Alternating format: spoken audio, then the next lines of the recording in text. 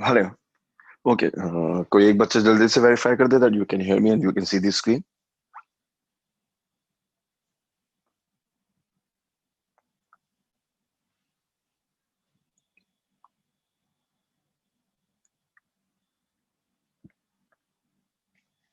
जी सुनैना. वालेकुम सर। वालेकुम. जी सर, आपकी स्क्रीन और वॉइस क्लियर है। ठीक. अच्छा, लास्ट टाइम हम बात कर रहे थे इलेक्ट्रोस्टैटिक्स की, और जहां तक मुझे याद पड़ता है हमने कूलम्ब लॉ का जिक्र किया, हमने इलेक्ट्रिक फील्ड का जिक्र किया, इंटेंसिटी का जिक्र किया, लाइंस ऑफ फोर्स का जिक्र किया, और सबसे आखिर में हमने बात की थी इलेक्ट्रिक फ्लक्स की. और जाते आते आपको इलेक्ट्रिक फ्लक्स का जो है वो फॉर्मूला मैंने बता दिया था कि अगर आप इलेक्ट्रिक फ्लक्स कैलकुलेट करना चाहते हैं डेल्टा फाई, तो उसका फॉर्मूला होता था ई डॉट डेल्टा ए, जिसको आप एक्सपेंड करके क्या लिखते थे, ई डेल्टा ए कॉस थीटा. और फिर एक बात और बता दी थी कि यहाँ पर जो एरिया है वो स्मॉल रखा गया है. क्यों? क्योंकि फ्लक्स का फॉर्मूला वहां पर वैलिड है जहां पर इंटेंसिटी आपके पास क्या रहेगी, कांस्टेंट रहेगी. अगर आप इस फॉर्मूले को अप्लाई करना चाहते हैं तो ई का कांस्टेंट रहना जरूरी है. ठीक. तो ई को कांस्टेंट बनाने के लिए आपको इलेक्ट्रिक फील्ड जो है वो उसकी जो लाइंस है वो पैरेलल बनानी पड़ती थी. लेकिन बहुत सारे केसेस ऐसे थे, जैसे आपको वो स्फीयर वाले केसेस याद होंगे, कि स्फीयर में चार्ज सेंटर पे होता था, जो लाइन ऑफ फोर्स है वो कुछ इस तरह ट्रेवल करेगी. अब अगर लाइन ऑफ फोर्स इस तरह ट्रेवल कर रही है तो डायरेक्शन तो हर पॉइंट पे क्या हो रही है, चेंज, और इंटेंसिटी वेक्टर क्वांटिटी है. तो आप क्या करते थे, आप स्फीयर को छोटे छोटे सेगमेंट में डिवाइड करते थे, और सेगमेंट इतना छोटा होना चाहिए था जहां पर इंटेंसिटी की वैल्यू जो है वो सेम रहे. एरिया वेक्टर क्वांटिटी है. शायद किसी बच्चे ने थोड़े दिन पहले पूछा भी कि sir area scalar, area vector है. शायद आपको याद है वेक्टर्स में जब आपने क्रॉस प्रोडक्ट पढ़ा तो वहां पर आप एरिया ऑफ ट्राइंगल निकालते थे with the help of cross product. ठीक. आप एरिया ऑफ पैरेललोग्राम निकालते थे with the help of cross product. Area vector है, और एरिया की डायरेक्शन जो है उसकी सरफेस की क्या हुआ करती है, परपेंडिकुलर हुआ करती है. यानी अगर मैं यहाँ पर एरिया बनाऊंगा तो वो एरिया कुछ इस तरह बनेगा, इधर एरिया जो है वो इस तरह बनेगा. ऐसा करने का आपको फायदा क्या होगा, छोटे पोर्शन बनाने का, एक तो इंटेंसिटी आपके पास कांस्टेंट हो जाती है, और एरिया और इंटेंसिटी एक दूसरे के पैरेलल बन जाते हैं. ई से मेरी मुराद जो है वो एरिया है, क्योंकि स्मॉल एरिया है लिहाजा वो डेल्टा लगा देते थे. और ये ब्लू लाइन हमारी इंटेंसिटी, एंगल कितना बनेगा, 0. लिहाजा जब आप बात करेंगे डेल्टा फाई मैक्स की, तो फॉर्मूला सिर्फ क्या होगा, ई डेल्टा ए. और ऐसा कब होता है, अब इस बात को लिखने के दो तरीके हैं. या तो आप ये कहें कि जब इलेक्ट्रिक फील्ड इंटेंसिटी पैरेलल बन जाती है किसके, एरिया के, और इलेक्ट्रिक फील्ड इंटेंसिटी परपेंडिकुलर बन जाती है किसके, सरफेस के. याद आया शायद आपको कि हमने मैग्नेटिज्म में एग्जैक्टली जो है वो सेम रूल पढ़ा है. इसी तरह अगर आपको फ्लक्स चाहिए मिनिमम, तो वो मिनिमम फ्लक्स जीरो होगा कब, जब इलेक्ट्रिक फील्ड इंटेंसिटी परपेंडिकुलर होगी एरिया के, या फिर इलेक्ट्रिक फील्ड इंटेंसिटी पैरेलल बन जाएगी किसके, सरफेस के. अच्छा, इसमें सबसे इंपॉर्टेंट बात एंगल वाली बात है. एंगल से क्या मुराद है, अगर मेरे पास फर्ज कर लें एक फील्ड है जो कुछ इस तरह बनी हुई है. ठीक. ये डायरेक्शन हो गई इलेक्ट्रिक फील्ड की.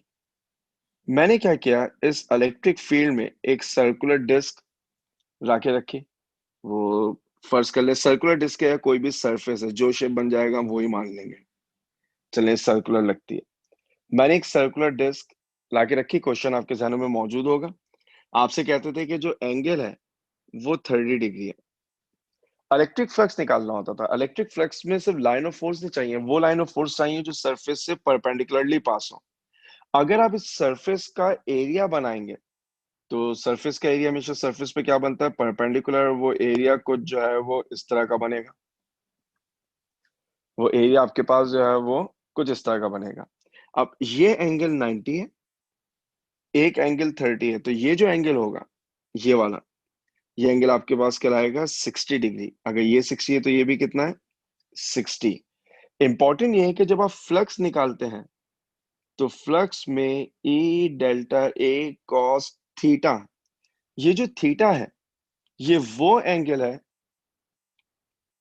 जो फील्ड में और एरिया के दरमियान है। तो आपको क्वेश्चन में जो एंगल गिवन था वो 30 गिवन था, शायद अब आप मैग्नेटिज्म से रिलेट कर पाए। मैं बार बार एक जुमला इस्तेमाल करता था, angle of plane of the coil. Angle of plane of the coil का मतलब होता है अल्फा, जो यहाँ पे 30 डिग्री है। और दूसरा होता है angle between area of the coil, वो यहाँ पर 60 डिग्री है, जिसको हम थीटा कहा करते थे।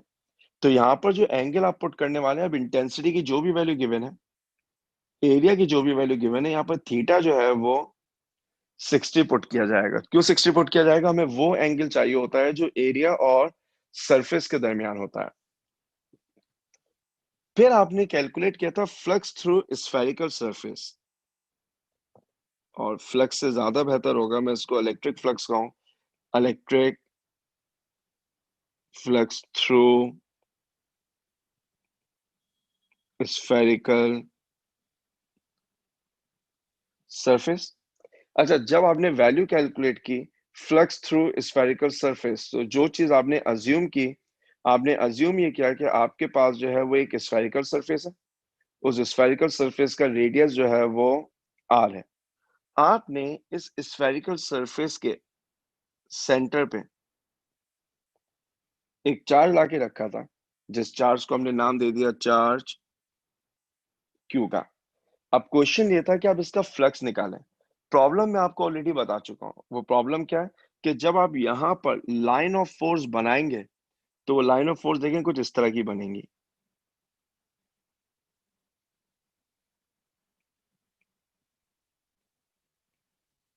क्योंकि इलेक्ट्रिक फील्ड जो है वो रेडियल इन शेप होगी। आपको क्या करना पड़ेगा? आपको फ्लक्स निकालना है। अब अगर मैं फ्लक्स निकालना चाहूं, तो मैं पूरे स्फीयर का फ्लक्स एक साथ नहीं निकाल सकता। क्यों नहीं निकाल सकता? क्योंकि हर पॉइंट पे इंटेंसिटी की डायरेक्शन जो है वो क्या हो रही है? चेंज हो रही है। मैग्नीट्यूड उसका हर जगह सेम रहेगा। आप जस्ट इमेजिन करें कि आपके पास एक फुटबॉल है, और आपने उस फुटबॉल के बिल्कुल सेंटर पे अंदर की तरफ एक चार्ज रख दिया, तो तमाम सरफेसेस चार्ज से सेम डिस्टेंस पर है, तो मैग्नीट्यूड तो सेम रहेगा, E equal K Q over are square से।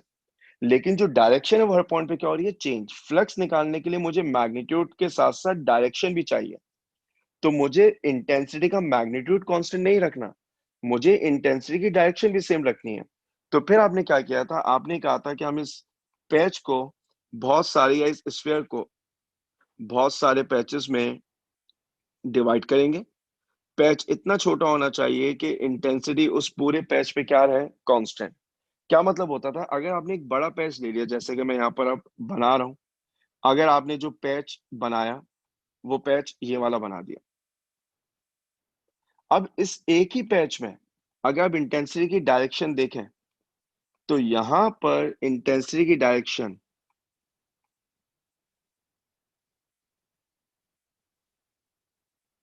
इधर बनेगी,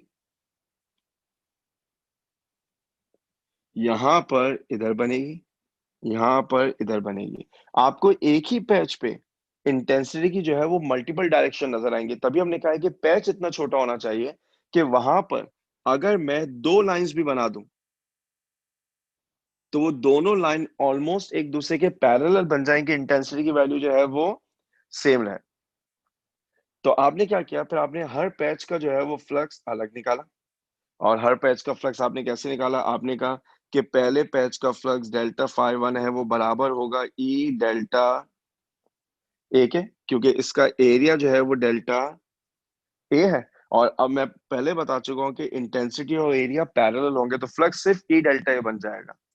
फिर आपने कहा दूसरे का निकालेंगे, तो वो भी क्या बनेगा? ई डेल्टा ए। आप जो है वो इसी तरीके से सबका फ्लक्स जो है वो कैलकुलेट करते रहेंगे, तो जो डेल्टा फाई एन होगा वो भी क्या बनेगा? ई डेल्टा ए। अगर आपको टोटल फ्लक्स चाहिए, तो टोटल फ्लक्स निकालने के लिए आपको तमाम फ्लक्सेस को ऐड करना पड़ेगा, delta phi one, delta phi two, delta phi three, and so on till delta phi N. अगर मैं इन सबको ऐड कर दूं,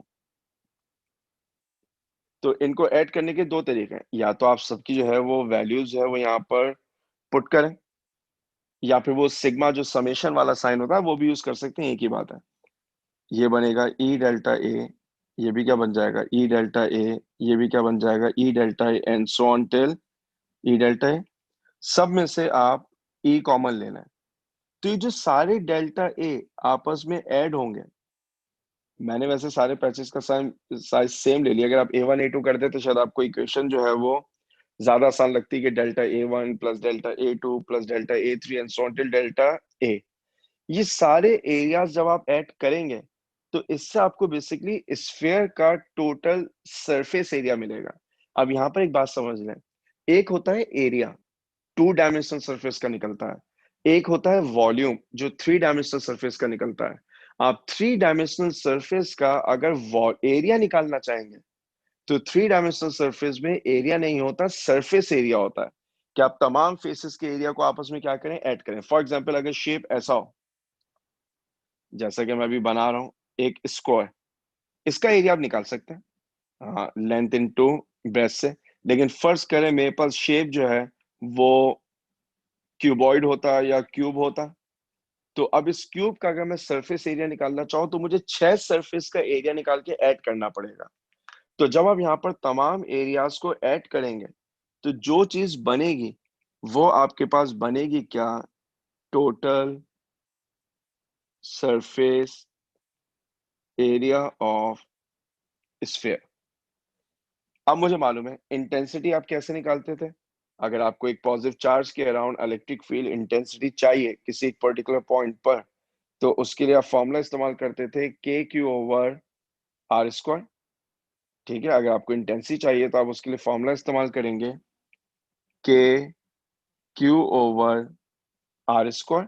और जो टोटल सरफेस एरिया है, ये टोटल सरफेस एरिया किसके बराबर होता है, 4πR² के।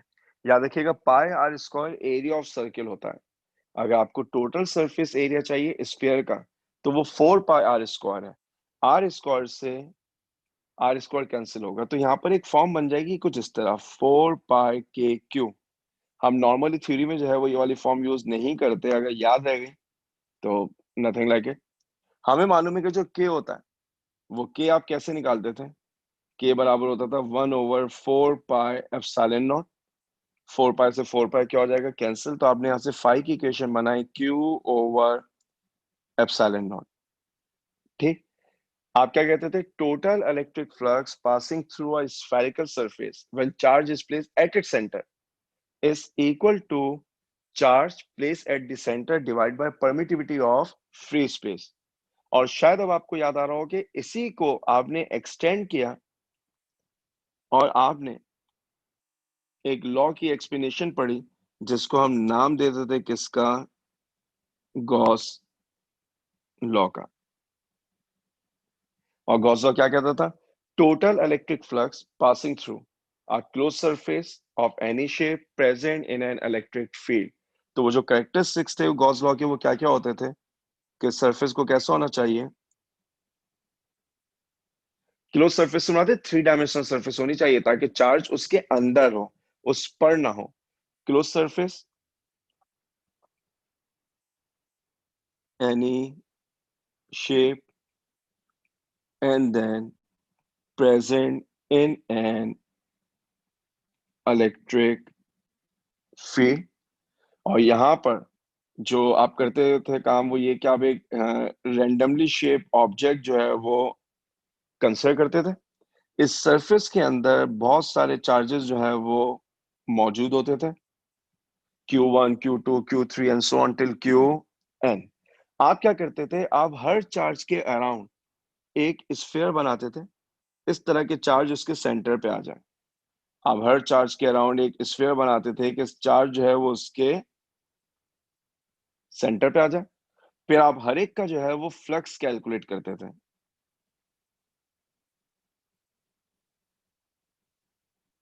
मैं सिर्फ एक के ऊपर थोड़ी सी जो है वो लाइंस ड्रॉ कर दूं ताकि बात मेरी वाज़ेह हो जाए। आप एक का फ्लक्स निकालते थे। अब इसे एक स्फीयर का फ्लक्स निकालना आपके लिए कोई मुश्किल काम नहीं है, क्योंकि अभी हमने पढ़ा है कि जो फ्लक्स होता है वो बराबर होता है चार्ज डिवाइडेड बाय परमिटिविटी। तो जो फ्लक्स रेड स्फीयर से पास हो रहा है वो ग्रीन जो एक रैंडम डायरेक्शन की सरफेस है उससे भी पास हो रहा होगा। ठीक है, तो इसका मतलब ये हुआ कि अगर मैं तमाम फ्लक्सेस निकालूं तो जो फाई वन है वो बराबर होगा Q one over epsilon naught, phi two बराबर होगा Q two over epsilon naught. अगर मुझे टोटल फ्लक्स चाहिए तो मुझे तमाम फ्लक्सेस को जो है वो ऐड करना पड़ेगा, phi one plus phi two plus phi three and so on till phi N. और अल्टीमेटली जो फॉर्म हमारे पास बनती थी वो क्या बनती थी, Q over epsilon naught, where Q is the net charge enclose by the surface. मैं यहाँ पे लिख भी देता हूँ, क्यू से मुराद है मेरी क्या, net charge enclosed by surface. और कैसे निकालते थे, Q1 plus Q2 plus Q3 and so on till Qn। शायद जब आपने थ्योरी में पढ़ा तो ये जो स्फेयर वाली वर्किंग आपने की ये भी गॉस लॉ है, लेकिन ये सिर्फ स्फेरिकल सरफेस के लिए। लिहाजा आप ये जो आखिरी इक्वेशन थी इसको नाम दिया करते थे generalisation of Gauss law. Generalisation of Gauss law से मुराद ये है कि आप इसको जो है वो जहां पर भी अप्लाई करना चाहें अप्लाई कर सकते हैं, सिर्फ कंडीशंस जो है वो फुलफिल होनी चाहिए। कंडीशन फुलफिल होने से क्या मुराद है, कंडीशन फुलफिल होने से मुराद है क्लोज सरफेस हो, कोई भी शेप हो, चार्ज इसके अंदर होगा। याद रखिएगा जो टोटल फ्लक्स होता है वो चार्ज पर डिपेंडेंट है, मीडियम की परमिटिविटी पे डिपेंडेंट है। अगर फ्री स्पेस है तो आप एप्सिलॉन नॉट जो है वहां पे पुट कर देते हैं, परमिटिविटी पे डिपेंडेंट है। उसके बाद आप साइज बढ़ा दें साइज कम कर दें इससे कोई फर्क नहीं पड़ता। फॉर एग्जाम्पल अगर मेरे पास एक चार्ज क्यू मौजूद है पॉजिटिव, याद रखिएगा पॉजिटिव की फील्ड आउटवर्ड बनती है, flux leaving this surface is positive, flux leaving this surface is positive. मैं अगर इस बात को यहाँ पर लिख दूं तो शायद आपको बात समझ में आ जाए ना, मैंने पहली दफा समझा यहाँ पर। ये देखिए, ये जो लाइन ऑफ फोर्स है ये सरफेस से बाहर निकल रही है, आपको दोनों के दरमियान एंगल जो है वो जीरो नजर आ रहा है, थीटा जो है वो जीरो है। तो जब आप फ्लक्स निकालेंगे वो फ्लक्स क्या हो जाएगा, पॉजिटिव। लेकिन आप इमेजिन करें कि ये स्फेयर होता, चार्ज यहां पर होता, लाइन ऑफ फोर्स अंदर जारी होती, लेकिन जो एरिया है वो तो सरफेस के परपेंडिकुलर होता है, जो एरिया वो सरफेस के परपेंडिकुलर होता है। अब जो एंगल बनेगा वो 180 हो जाएगा। 180 का मतलब है जो फ्लक्स होगा वो नेगेटिव होगा। तो हमने एक छोटा सा रूल बनाया हुआ है कि जो आउटवर्ड फ्लक्स होता है वो पॉजिटिव लेते हैं, जो इनवर्ड फ्लक्स होता है वो नेगेटिव होता है। भारत, मेरे पास एक चार्ज है, मैंने इस चार्ज के अराउंड एक स्फीयर बनाया जो कि ये है, इसको मैं कह देता हूँ शेप वन। फिर मैंने एक बड़ा स्फीयर बनाया जिसको मैं कह देता हूँ शेप टू। फिर मैंने एक क्यूब बनाया, लेट से वो क्यूब जो है वो कुछ इस तरह का है। चलो अब ये सर्कल ही बन गया तो सर्कल ही बना दें।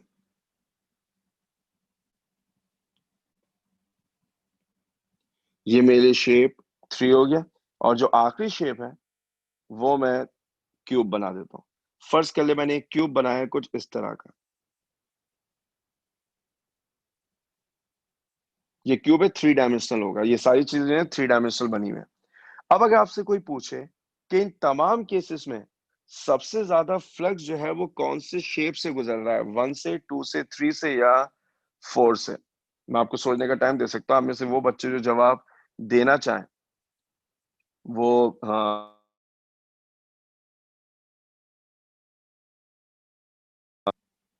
जी, अगर आप में से कोई बच्चा जवाब देना चाहे कि सबसे ज्यादा फ्लक्स जो है वो कौन सी सरफेस से गुजर रहा है।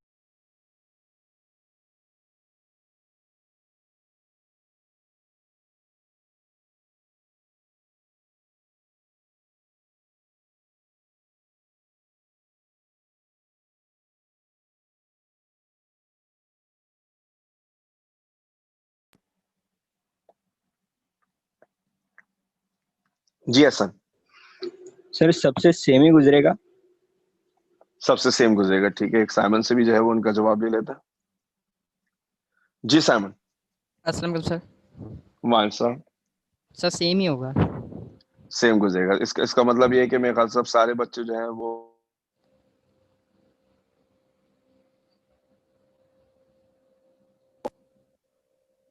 सबका जवाब यही होना चाहिए कि फ्लक्स जो है वो सेम गुजरेगा।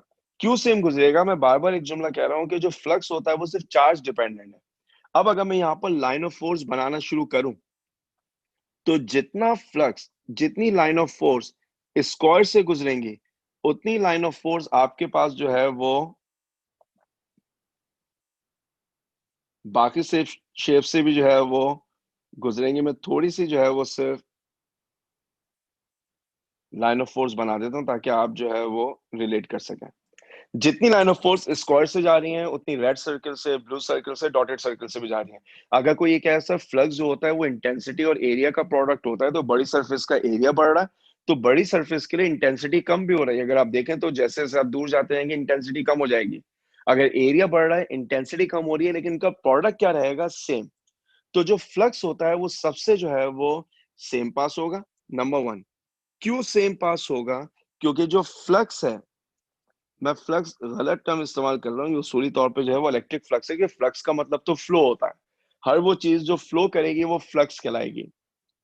इलेक्ट्रिक लाइन फ्लो करती हैं, इलेक्ट्रिक फ्लक्स बनाती हैं। Magnetic lines of force travel करती हैं, वो मैग्नेटिक फ्लक्स बनाती हैं। ठीक है, इसी तरीके से आपने वो एक कॉमन टर्म सुनी कि रिफ्लक्स हो जाता है। आप अगर आपने ओवर ईटिंग कर ली, आपकी दावत में चले गए और आपने अपना समझ के नहीं खाया, तो वो जो रिफ्लक्स है उस रिफ्लक्स का मतलब ही है कि फ्लो। मलाइका, आप कुछ पूछना चाह रहे हैं? नहीं सर, वो शायद हैंड रेज रह गया है। सही। अच्छा, अब इलेक्ट्रिक फ्लक्स के बारे में हमने क्या बात समझ ली कि इलेक्ट्रिक फ्लक्स इंडिपेंडेंट है। मैं यहाँ पे खास तौर पे लिख रहा हूँ इंडिपेंडेंट है। किससे? साइज से, शेप से, पोजीशन ऑफ चार्ज से। अब ये जुमला थोड़ा सा ट्रिकी है। ये जो पोजीशन ऑफ चार्ज है, मैं इसे खास तौर पे हाईलाइट कर रहा हूँ। पोजीशन ऑफ चार्ज से इंडिपेंडेंट है till charge is inside the surface. आप इस स्मॉल क्यू को मूव कराते रहिए, इसे कहीं भी ले जाके रख दीजिए। जब तक वो सरफेस के अंदर है फ्लक्स की वैल्यू चेंज नहीं होगी। मेरे कहने का मतलब क्या है? मेरे कहने का मतलब ये है कि अगर मैं इसी डायग्राम को जो है वो कॉपी कर लूं तो शायद मैं आपको बात समझा पाऊं। ये देखें, थोड़ा सा छोटा कर देते हैं। ये जो स्मॉल क्यू चार्ज था, अब फर्ज करें मैं इस चार्ज को यहां से निकालूं और इस चार्ज को अब यहां लाके रख दूं रेड स्फीयर में। तो अब आप में से हर बच्चा एग्री करेगा कि जितने फ्लक्स होंगे उन उनमें से कोई भी फ्लक्स ऐसा नहीं है जो ग्रीन स्फीयर सरफेस से जो है वो पास हो। क्यों? क्योंकि चार्ज जो है वो सरफेस के अंदर मौजूद नहीं है। चार्ज जो है वो सरफेस के अंदर मौजूद नहीं होगा। तो अब जो फ्लक्स पास हो रहा होगा वो रेड से पास होगा, वो ब्लू से पास होगा, वो डॉटेड से पास होगा, लेकिन कोई भी फ्लक्स ग्रीन सरफेस से पास नहीं होगा। यानी अब नो फ्लक्स इन स्क्वायर है, लेकिन जो तीनों स्फीयर है उनमें से जो है वो सेम पास हो रहा होगा। अच्छा, हो सकता है कि किसी बच्चे के जहन में जो है अब एक ख्याल आ रहा हो, नो फ्लक्स थ्रू स्क्वायर, कि सर ये चार्ज रेड जो आपने बाहर बनाया, तो जो लाइन ऑफ फोर्स है वो लाइन ऑफ फोर्स जब ट्रेवल करेंगी तो वो तो ऐसे ट्रेवल करेंगी, तो इसमें से तो फ्लक्स पास होना चाहिए। कोई इसको जवाब दे सकता है इस बात का? मैं ये कह रहा हूं कि ग्रीन से फ्लक्स जो है वो पास नहीं होगा, क्योंकि चार्ज जो है वो इनसाइड द सरफेस नहीं है, चार्ज आउटसाइड द सरफेस है।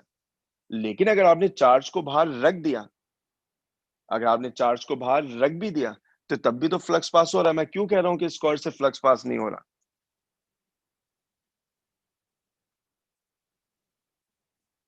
देखिए, वो बच्चे जिनको इसका जवाब मालूम है और वो इसलिए नहीं बता रहे कि सिर्फ उन्हें ही पता रहे, तो फायदा नहीं है ना। मैं तो अभी जवाब बता दूंगा। जी। वैसे मेरा मेरा क्वेश्चन कितने लोगों को जो है वो सुनाई दे रहा है? मेरा क्वेश्चन ये है कि पहले जब ये चार्ज इस स्क्वायर के अंदर था तो सबसे बराबर फ्लक्स जा रहा था। मैंने चार्ज को स्क्वायर के बाहर कर दिया, तो मैंने कहा अब स्क्वायर से फ्लक्स पास नहीं होगा, लेकिन तीनों सर्कल से जो है वो पास हो जाएगा। अब मैं आपसे ये कह रहा हूं कि अगर मैं चार्ज को स्क्वायर के बाहर रख भी दूं, मैं चार्ज को अगर ऐसे बना भी दूं यहां पर, तो फ्लक्स तो तब भी पास हो रहा है। मैं क्यों कह रहा हूं कि फ्लक्स जीरो है?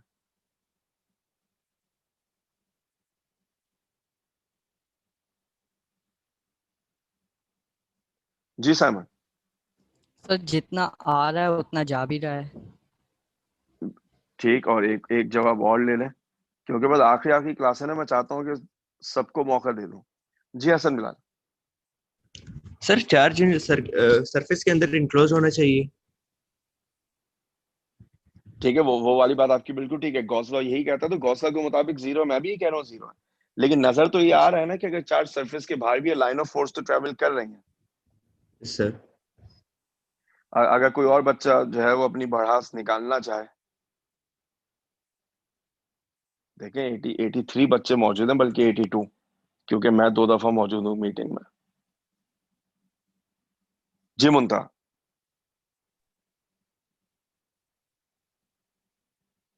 हेलो।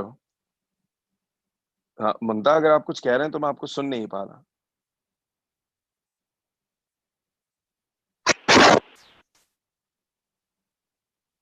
मेरे ख्याल से शायद ऑडियो का थोड़ा सा मसला था मुंता। वैसे साइमन ने बिल्कुल सही बात कही। देखिए, मैंने अभी थोड़ी देर पहले आपको एक बात समझाने की कोशिश की थी कि जितना फ्लक्स, वो फ्लक्स जो इनटू द सरफेस होता है वो पॉजिटिव लिया जाता है, और जो आउट ऑफ द सरफेस होता है वो नेगेटिव। इनफैक्ट उल्टा कह दिया मैंने। वो फ्लक्स जो आउट होगा वो पॉजिटिव है, और जो इन होगा वो नेगेटिव है। अब अगर आप इस शेप को देखें यहाँ पर, तो जितना फ्लक्स इन होगा उतना ही फ्लक्स जो है वो आउट भी हो जाएगा। तो आपके पास जो नेट फ्लक्स होगा, नेट फ्लक्स, ये नेट फ्लिक्स नहीं है, ये नेट फ्लक्स, आप कंफ्यूज ना हो जाए। जो नेट फ्लक्स होगा, वो नेट फ्लक्स आपके पास जो है वो जीरो रहेगा। यही वजह है कि गॉस लॉ के अंदर चार्ज का सरफेस के अंदर होना जरूरी है। The moment you move the charge outside the surface, तो जितना फ्लक्स इन होगा उतना ही फ्लक्स आउट होगा, नेट फ्लक्स क्या बन जाएगा? जीरो बन जाएगा।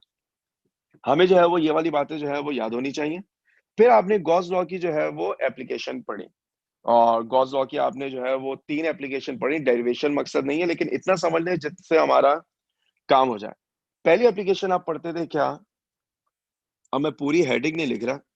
Electric field intensity due to a charge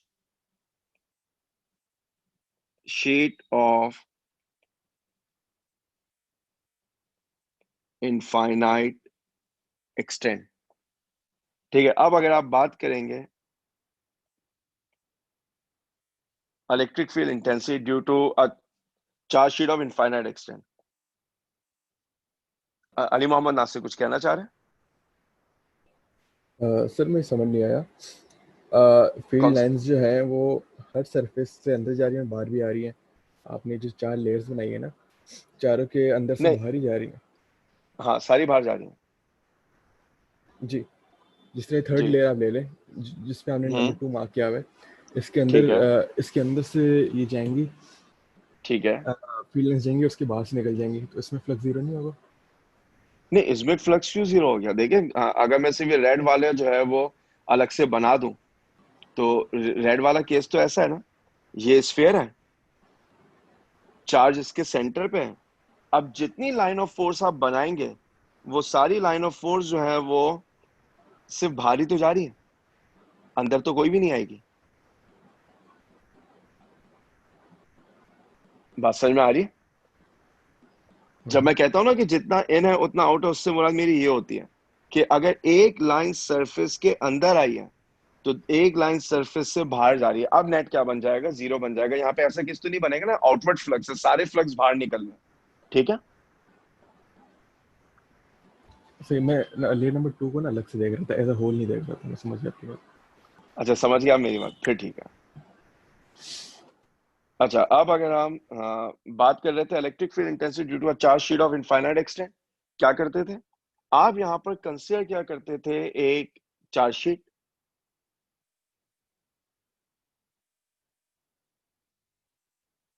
थोड़ा सा इसको अगर सिमेट्रिक बना लें,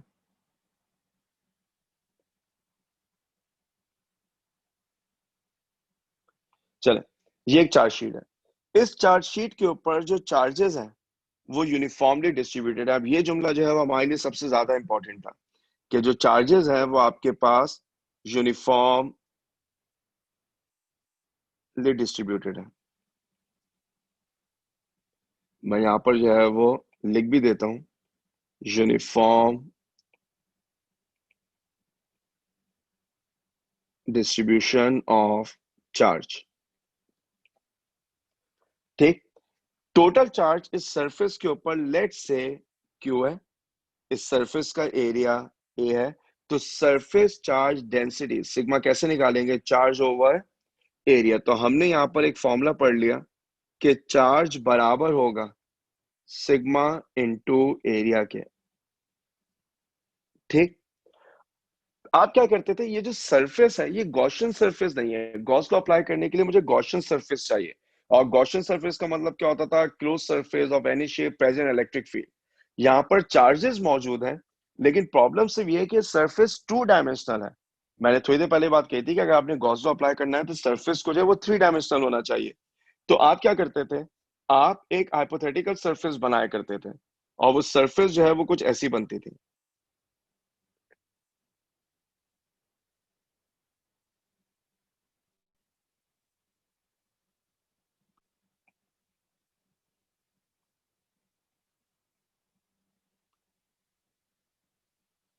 क्योंकि मैंने शीट को थोड़ा सा टिल्टेड बनाया तो सिलेंडर भी वैसे बनाया ज्यादा मुनासिब रहेगा।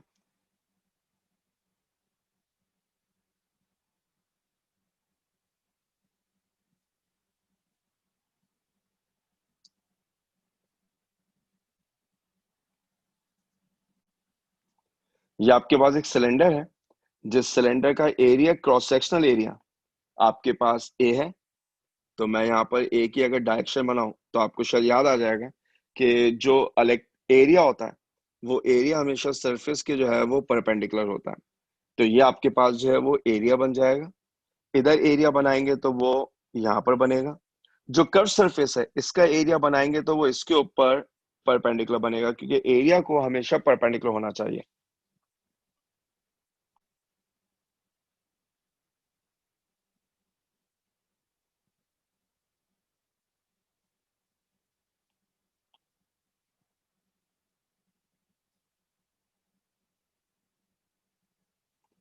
अच्छा, इसके बाद आप कहते ये थे कि ये जो सरफेस है, इस सरफेस का कुछ एरिया इस सिलेंडर के अंदर ट्रैप हो जाएगा। ठीक है, सरफेस का कुछ एरिया सिलेंडर के अंदर ट्रैप होगा, जिसके अंदर चार्ज जो है वो मौजूद होगा। तो अब ये जो सिलेंडर है, ये बेसिकली सिलेंडर आपके लिए कौन सी सरफेस बनेगा? गॉसियन सरफेस बनेगा। आप क्या करते थे, आप इस सिलेंडर का फ्लक्स निकालते थे। अगर मुझे सिलेंडर का फ्लक्स चाहिए तो टोटल मुझे जो है वो तीन फ्लक्स कैलकुलेट करने पड़ेंगे। एक फ्लक्स वो है जो इस एंड सरफेस से जा रहा है, इंटेंसिटी ई, क्योंकि पॉजिटिव है तो यहाँ पर ये डायरेक्शन कुछ इस तरह बनेगी। पॉजिटिव की फील्ड हमेशा पॉजिटिव से जो है वो अवे बना करती है। पॉजिटिव की फील्ड आपके पास हमेशा पॉजिटिव से अवे बनेगी। इसी तरीके से अब अगर मैं फ्लक्स निकालना चाहूं तो मुझे दर हकीकत तीन फ्लक्स निकालना है। दो फ्लक्स होंगे कर्व सरफेसेस से, और एक, इनफैक्ट दो फ्लक्स होंगे एंड फेसेस से सिलेंडर के, और एक फ्लक्स होगा पूरी कर्व सरफेस का। अगर मैं एंड फेस की बात करूं तो आप ये कहते थे कि जो एंड फेस का फ्लक्स है, मैं यहाँ पे लिख देता हूं, मैं बात कर रहा हूं एंड फेस की, यानी सर्कुलर क्रॉस सेक्शन की। मैं बात कर रहा हूं सर्कुलर क्रॉस सेक्शन की। अगर आप सर्कुलर क्रॉस सेक्शन से फ्लक्स निकालना चाहें तो जितना φ1 होगा उतना ही φ2 होगा। इसका फ्लक्स φ1 है, इसका फ्लक्स φ2 है, और वो दोनों बराबर होंगे किसके? ए के। अब वेरीफाई कर लें, एरिया ए है, इंटेंसिटी ई है, एंगल कितना बनेगा दोनों के लिए? 0 डिग्री। यहां भी जीरो है, यहां भी जीरो, तो फ्लक्स ई ए बन जाएगा। अगर आप कर्व सरफेस की बात करेंगे तो मैं यहां पर जो है वो लिख भी देता हूं कि अब मैं बात कर रहा हूं कर्व सरफेस की। अगर आप बात करेंगे कर्व सरफेस की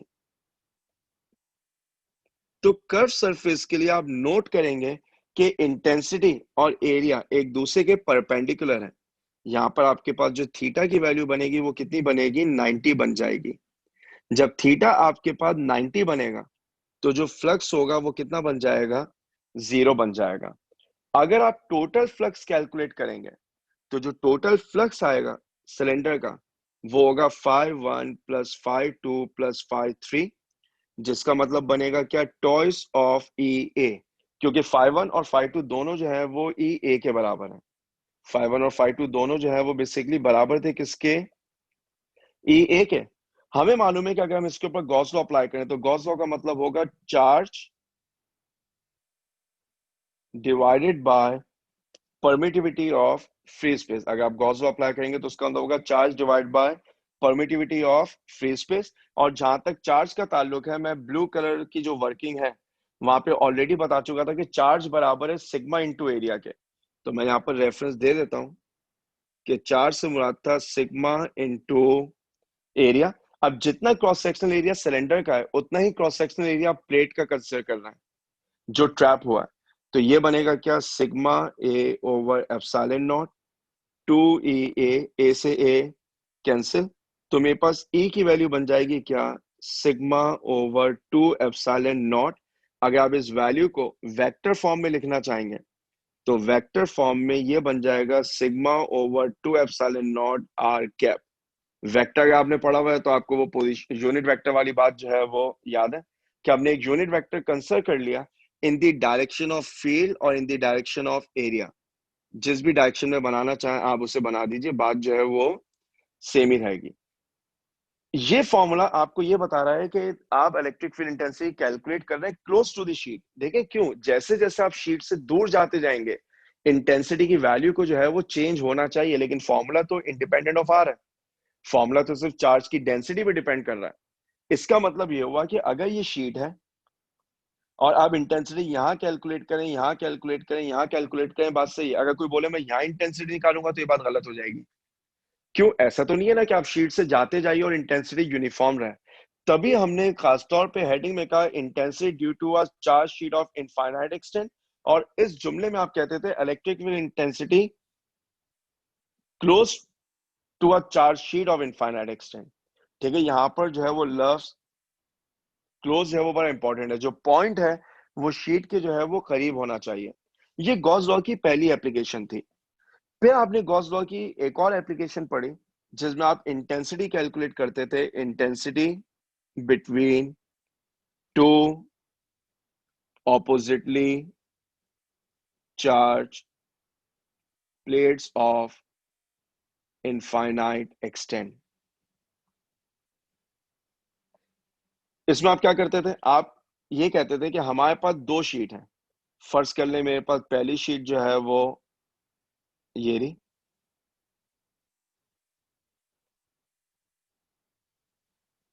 दूसरी शीट जो है वो ये रही। एक शीट पर पॉजिटिव चार्ज है प्लस क्यू, दूसरी पर नेगेटिव चार्ज है माइनस क्यू। अब अगर आप दोनों शीट को इंडिविजुअली देखें तो इसकी इंटेंसिटी बराबर होगी सिग्मा ओवर 2 एप्सिलॉन नॉट। अभी अभी हमने देखा कि एक शीट के लिए intensity sigma over 2 epsilon not होती है। अगर आप ब्लू के लिए देखेंगे तो वो क्या होगी, सिग्मा ओवर 2 एप्सिलॉन नॉट। हमें याद है इंटेंसिटी वेक्टर क्वांटिटी है। अगर मैं उस इंटेंसिटी की वैल्यू सेंटर में निकालना चाहूं तो मैं क्या कर रहा हूं, मैं सेंटर पे एक पॉइंट ले लेता हूं, पॉइंट पे। पॉजिटिव की फील्ड अवे बनती है, पॉजिटिव की फील्ड जो है वो अवे बनती है, नेगेटिव की फील्ड जो है वो टूवर्ड्स बनती है। अगर आप पॉइंट पी पर देखें तो दोनों इंटेंसिटी की डायरेक्शन जो है वो सेम है, तो रिजल्टेंट इंटेंसिटी निकलेगी E1 प्लस E2। याद रखिएगा इंटेंसिटी वेक्टर क्वांटिटी है, लिहाजा मुझे डायरेक्शन का ख्याल रखना पड़ेगा। मैं E1 पुट करूंगा, मैं E2 पुट करूंगा, तो E1 का मतलब होगा sigma over 2 epsilon not, E2 का मतलब है सिग्मा ओवर 2 एप्सिलॉन नॉट। तो मेरे पास जो रिजल्ट आ जाएगा वो क्या आ जाएगा, sigma over epsilon not. This is electric field intensity between two oppositely charge plates. अब आप इमेजिन करें अगर कोई आपसे कहे कि इंटेंसिटी यहां पर निकालें, इस पॉइंट पर, जिसको मैं पॉइंट क्यू कह रहा हूं, तो अब क्या होना चाहिए?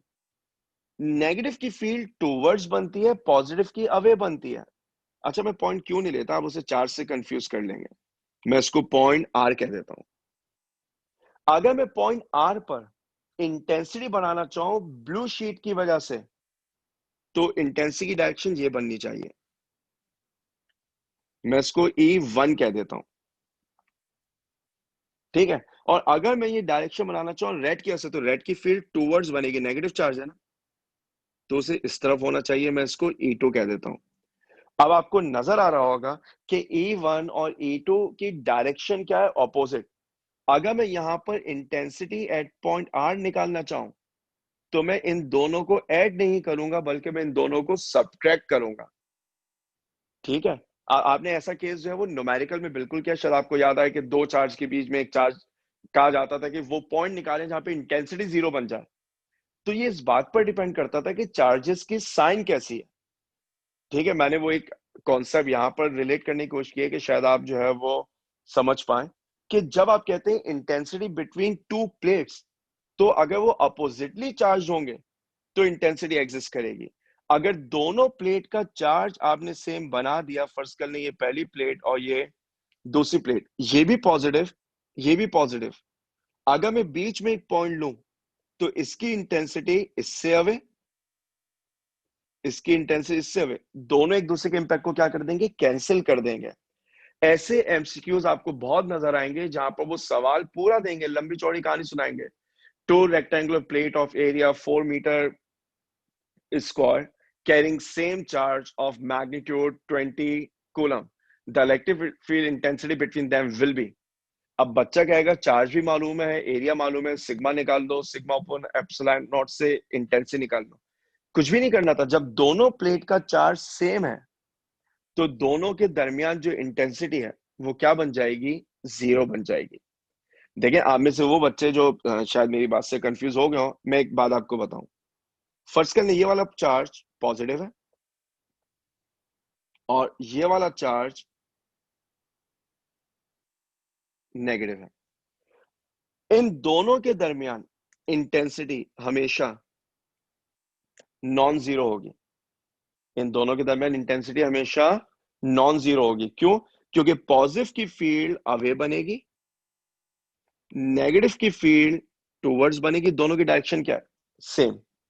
लेकिन अगर आप इन चार्ज के लेफ्ट और राइट पर देखेंगे, फॉर एग्जाम्पल अगर मैं यहां पर एक पॉइंट ले लूं, पॉइंट एक्स, तो पॉजिटिव के रेफरेंस से जो फील्ड है वो तो आपके पास अभी भी अवे बनेगी, लेकिन जो रेड चार्ज आपके पास है उसके लिए जो फील्ड होगी वो टूवर्ड्स होगी, तो उसकी डायरेक्शन ये होगी। अब यहां पर इंटेंसिटी ऐड नहीं होगी बल्कि सब्ट्रैक्ट होंगी, ठीक है। तो हमें ये वाला आइडिया जो है वो याद होना चाहिए। अगर दोनों चार्जेस पॉजिटिव होते तो इनके दरमियान इंटेंसिटी 0 बन जाती। क्यों? क्योंकि दोनों पॉजिटिव है, दोनों के लिए फील्ड जो है वो उनसे अवे बनेगी, तो कहीं ना कहीं वो एक दूसरे को कैंसिल डेफिनेटली कर देंगे, ठीक। अब हमें जो है वो ये वाली बात जो है वो समझ में आनी चाहिए। हमने गॉस लॉ की 2 एप्लीकेशन पढ़ ली, जो गॉस लॉ की 3rd एप्लीकेशन है, क्योंकि वो गॉस लॉ के प्रूफ से बहुत मिलती है, तो मैं उस वर्किंग का जो है वो जिक्र नहीं कर रहा। वो आप करते थे electric field intensity due to a charge sphere, electric field intensity due to a charge sphere, ठीक है। आपके पास ये स्फीयर था, आप इस स्फीयर के ऊपर चार्जेस कंसिडर करते थे। याद रखिएगा, जिस स्फीयर का मैं जिक्र कर रहा हूं, ये स्फीयर आपके पास जो है वो बेसिकली एक 3 डायमेंशनल ऑब्जेक्ट है। 3 डायमेंशनल ऑब्जेक्ट का मतलब है ये जो है वो फुटबॉल की तरह होगा, ठीक। इसके ऊपर चार्जेस मौजूद हैं इसकी सरफेस पे। आप इसके इलेक्ट्रिक फील्ड के 3 रीजन बनाते थे। एक बनाते थे आप ऑन द सरफेस, ये ऑन द सरफेस है पॉइंट पी। एक होता था आउटसाइड द सरफेस, ये पॉइंट है पॉइंट Q, और एक होता था इनसाइड द सरफेस, ये पॉइंट है R। ये पॉइंट R सरफेस पर नहीं है, ये फुटबॉल पर नहीं है, ये फुटबॉल के अंदर है। अगर आप इंटेंसिटी निकालना चाहते हैं R पर, तो थोड़ी देर पहले ही बात बताई थी कि गॉस लॉ के लिए चार्ज का सरफेस के अंदर होना जरूरी है। At R intensity will be 0। एक चार्ज स्फीयर के अंदर इंटेंसिटी की वैल्यू जो है वो 0 होती है। अगर आप एट पॉइंट P की बात करेंगे, अगर आप बात कर लें एट पॉइंट P, तो इंटेंसिटी का फॉर्मूला वही होगा जो आप पढ़ते आए, KQ over R square, where R is radius of the sphere, where R is radius of the sphere। और इसी फॉर्म को अगर आप वो एरिया वाली बात अप्लाई कर देंगे तो वो क्या बन जाएगा, सिग्मा ओवर एप्सिलॉन नॉट। ये भी एक फॉर्म है जो यूज की जाती है। अगर आप बात करेंगे पॉइंट Q की, तो एट पॉइंट Q इंटेंसिटी बराबर होगी किसके, KQ ओवर A स्क्वायर, और यहां पर A से मुराद है distance of the point from centre of the sphere. आप एमसीक्यूज में इस बात का खास ख्याल रखिएगा, कभी कभार वो डिस्टेंस फ्रॉम द सरफेस दे देते हैं, कभी कभार वो डिस्टेंस फ्रॉम द सरफेस दे देते हैं। अगर मुझे पॉइंट आउटसाइड द सरफेस है तो डिस्टेंस फ्रॉम सेंटर चाहिए होगा, ठीक। तो मुझे टोटल डिस्टेंस जो है वो पुट करना पड़ेगा। फॉर एग्जाम्पल अगर मैं आपसे कहूं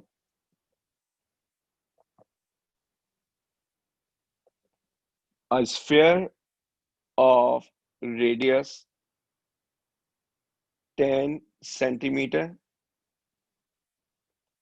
carries a charge of 100 microcoulomb at its surface, find electric field intensity at number 1, in fact at a distance of, let's say, 5 centimeter from center, 10 centimeter from center, and third one is 15 centimeter from center, number 4 5 centimeter from surface। Solve नहीं करूंगा, सिर्फ question reference के लिए बताया। देखिए सवाल में आपको गिवन क्या, क्वेश्चन में उन्होंने आपको रेडियस दिया है। सबसे पहले इसे मीटर में कन्वर्ट कर लें, R इक्वल 0.1 मीटर। आपको चार्ज गिवन है। अब अगर 5 सेंटीमीटर फ्रॉम सेंटर है तो 5 सेंटीमीटर का मतलब है जो डिस्टेंस है x वो लेस देन रेडियस है, इनसाइड है, इंटेंसिटी डायरेक्टली क्या बन जाएगी, 0 बन जाएगी। 10 सेंटीमीटर फ्रॉम सरफेस का मतलब है जो x है वो बराबर है किसके, r के, यानी this is point on the sphere. इसके लिए इंटेंसिटी का फॉर्मूला होगा KQ over R square. 15 centimetre from centre का मतलब है x is greater than r, point is outside the sphere. आप KQ over R square apply करेंगे, लेकिन अब जो r होगा उस r को मैं r की बजाय जो है वो x लिख देता हूं ताकि कंफ्यूजन ना रहे, क्योंकि आपको डिस्टेंस 15 पुट करना पड़ेगा। ये जो 5 सेंटीमीटर फ्रॉम द सरफेस है ना, ये 5 सेंटीमीटर फ्रॉम सरफेस का मतलब है जो डिस्टेंस है वो r प्लस 5 होगा, यानी वो 15 सेंटीमीटर होगा। ये ऊपर वाला केस बन जाएगा वापस। क्वेश्चन आपको गौर से पढ़ना है कि जो डिस्टेंस आपको दिया जा रहा है वो डिस्टेंस आपको सेंटर से दिया जा रहा है या वो डिस्टेंस आपको जो है वो सरफेस से दिया जा रहा है, ठीक। अच्छा, गौसा के हवाले से फिलहाल हमें जो है वो कोई और बात नहीं करनी। फिर आप एक फॉर्मूला पढ़ते थे electric field intensity between two plates का, ठीक है। अगर आपको जो है वो कॉन्सेप्ट याद हो कि आप ये कहते थे कि हमारे पास एक प्लेट यहां पर है, एक प्लेट यहां पर है, तो इन दोनों के दरमियान कोई ना कोई इलेक्ट्रिक फील्ड कब आएगी, जब आप एक प्लेट को पॉजिटिवली चार्ज कर दें और एक को नेगेटिव। लेट से मैंने इसको पॉजिटिव बना दिया और इसको नेगेटिव। जो लाइन ऑफ फोर्स है वो हमेशा पॉजिटिव से नेगेटिव की तरफ जाती है, तो जो लाइन ऑफ फोर्स है उसको कुछ ऐसा बनना चाहिए। ये डायरेक्शन हो गई किसकी, इलेक्ट्रिक फील्ड इंटेंसिटी की। दोनों के दरमियान जो डिस्टेंस है वो डिस्टेंस हमारे लिए लेट से डेल्टा आर। आप एक फॉर्मूला पढ़ते थे, potential difference is given bye E dot delta. आप यहां पर एक फॉर्मूला पढ़ते थे, potential difference is given bye E dot delta, और फिर आप कहते थे पोटेंशियल डिफरेंस का मतलब होगा ई डेल्टा आर कॉस थीटा।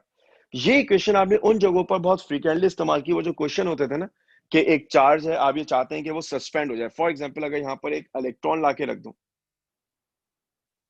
तो इलेक्ट्रॉन का वेट इसे कहां ले आना चाहेगा, नीचे। इलेक्ट्रॉन का वेट जो है वो इलेक्ट्रॉन को कहां ले आना चाहेगा, नीचे ले आना चाहेगा। W equal mg। मैंने जो फील्ड अप्लाई किया वो फील्ड क्या करेगी, वो इलेक्ट्रॉन को ऊपर अट्रैक्ट करना चाहेगी। ये जो फोर्स होगी आपके पास इलेक्ट्रोस्टैटिक फोर्स होगी, शायद याद आ जाए, E इंटू ई से निकलती है। अगर आप चाहते हैं कि इलेक्ट्रॉन जो है वो सस्पेंड हो जाए, मूव ना करे, तो इन दोनों फोर्सेस को क्या होना चाहिए, बराबर। तो आप ये कहते थे M G should be equal to E times A. अब इस क्वेश्चन में वो कभी पोटेंशियल डिफरेंस निकलवाते थे, कभी इलेक्ट्रिक फील्ड। मुझे मास ऑफ इलेक्ट्रॉन मालूम है, मुझे जी मालूम है, मुझे ई मालूम है। मैं इस इक्वेशन को सॉल्व करके आसानी जो है वो वैल्यू निकाल सकता हूं किसकी, ई की। एक दफा जब मुझे इलेक्ट्रिक फील्ड इंटेंसिटी मिल गई, तो उसके बाद मैं फॉर्मूला इस्तेमाल कर सकता हूँ delta we equal E delta are का, और यहां से किसकी वैल्यू निकाल सकता हूँ, डेल्टा वी। मैं न्यूमेरिकल डेफिनेटली सॉल्व करवाऊंगा, लेकिन फॉर्मूला जो है वो आपके जहन में रहना चाहिए। ठीक है, फॉर्मूला जो है वो आपके जहन में रहना चाहिए। अब एक अगली बात देखिए, फिजिक्स में बहुत सारे बच्चे जो कैम्ब्रिज सिस्टम से आ रहे हैं उनको जो है वो टर्म ग्रेडियंट याद होगी, उनको जो है वो टर्म ग्रेडियंट याद होगी। ठीक है, अगर आप इस ग्रेडियंट की बात करें तो मैथ्स में ग्रेडियंट और स्लोप एक ही चीज का नाम होता है। यानी जब आप कहते हैं ना change in Y over change in X, practical में आपने बहुत दफा जो है वो ये वैल्यू निकाली कि आप चेंज इन वाई और चेंज इन एक्स की बात करते थे। ठीक, अगर आप ग्रेडियंट की बात करें तो वो change in Y over change in X होता है, जिसको आप स्लोप का नाम दिया करते हैं। ठीक, लेकिन फिजिक्स में लफ्ज ग्रेडियंट एक जगह और इस्तेमाल होता है। जब भी आप किसी चीज को डिस्टेंस से डिवाइड कर दें तो ये ग्रेडियंट कहलाता है। जब भी आप किसी चीज को डिस्टेंस से डिवाइड कर दें तो ये आपके पास क्या कहलाएगा, ग्रेडियंट कहलाएगा। तो ये जो आपके सामने बना हुआ है, ये बेसिकली लिखा हुआ है क्या, पोटेंशियल ग्रेडियंट। ये जो कुछ आपके सामने लिखा हुआ है ये आपके पास कहलाता है क्या, पोटेंशियल ग्रेडियंट, क्योंकि आपने पोटेंशियल को डिस्टेंस से डिवाइड किया। और ये पोटेंशियल ग्रेडियंट दर हकीकत बराबर है किसके, इलेक्ट्रिक फील्ड इंटेंसिटी के। एक रूल बता रहा हूँ, सिर्फ याद रखिएगा, रीजन तो आपसे कोई नहीं पूछेगा। अगर मुझे आज मौका मिला तो मैं वापस इस इक्वेशन पे आके डिटेल समझा दूंगा। जो पोटेंशियल ग्रेडियंट होता है उसके फॉर्मूले में एक नेगेटिव साइन मौजूद है। उसके उसके फॉर्मूले में जो है वो एक अदद जो है वो नेगेटिव साइन मौजूद है। तो जो इलेक्ट्रिक फील्ड इंटेंसिटी होती है वो पोटेंशियल ग्रेडियंट नहीं होती, वो नेगेटिव पोटेंशियल ग्रेडियंट होती है। क्योंकि ये जुमला जो है वो एमसीक्यूज के हवाले से बड़ा इंपॉर्टेंट है कि वो आपसे कहें electric field intensity is potential gradient negative of potential gradient, तो याद रखिएगा नेगेटिव ऑफ पोटेंशियल ग्रेडियंट जो है वो इसका सही जवाब होगा। क्योंकि फिलहाल हम इस डिटेल में नहीं जा रहे। अगर मुझे आज मौका मिल गया या किसी अगली क्लास में मौका मिल गया मैं जरूर समझा दूंगा, लेकिन रूल जरूर ध्यान में रखिएगा कि जो इलेक्ट्रिक फील्ड होती है वो नेगेटिव ऑफ पोटेंशियल ग्रेडियंट हुआ करती है। ठीक, क्योंकि एमसीक्यूज में जो है वो ये बात आपसे पूछी जा सकती है। आप यहां पर एक सरफेस पढ़ा करते थे जिसको हम नाम देते थे क्या, इक्वी पोटेंशियल सरफेस। ठीक है, आप सरफेस को नाम देते थे एक ही पोटेंशियल सरफेस। एक ही पोटेंशियल सरफेस, आप उस सरफेस को कहते थे जिसके हर पॉइंट पर पोटेंशियल की वैल्यू क्या रहे, सेम रहे। यानी फॉर एग्जांपल अगर यहाँ पर एक चार्ज मौजूद है तो अब आपको नजर आ रहा है कि हर पॉइंट का डिस्टेंस सेंटर से जो है वो सेम है, क्योंकि चार्ज जो है वो सेंटर में मौजूद है।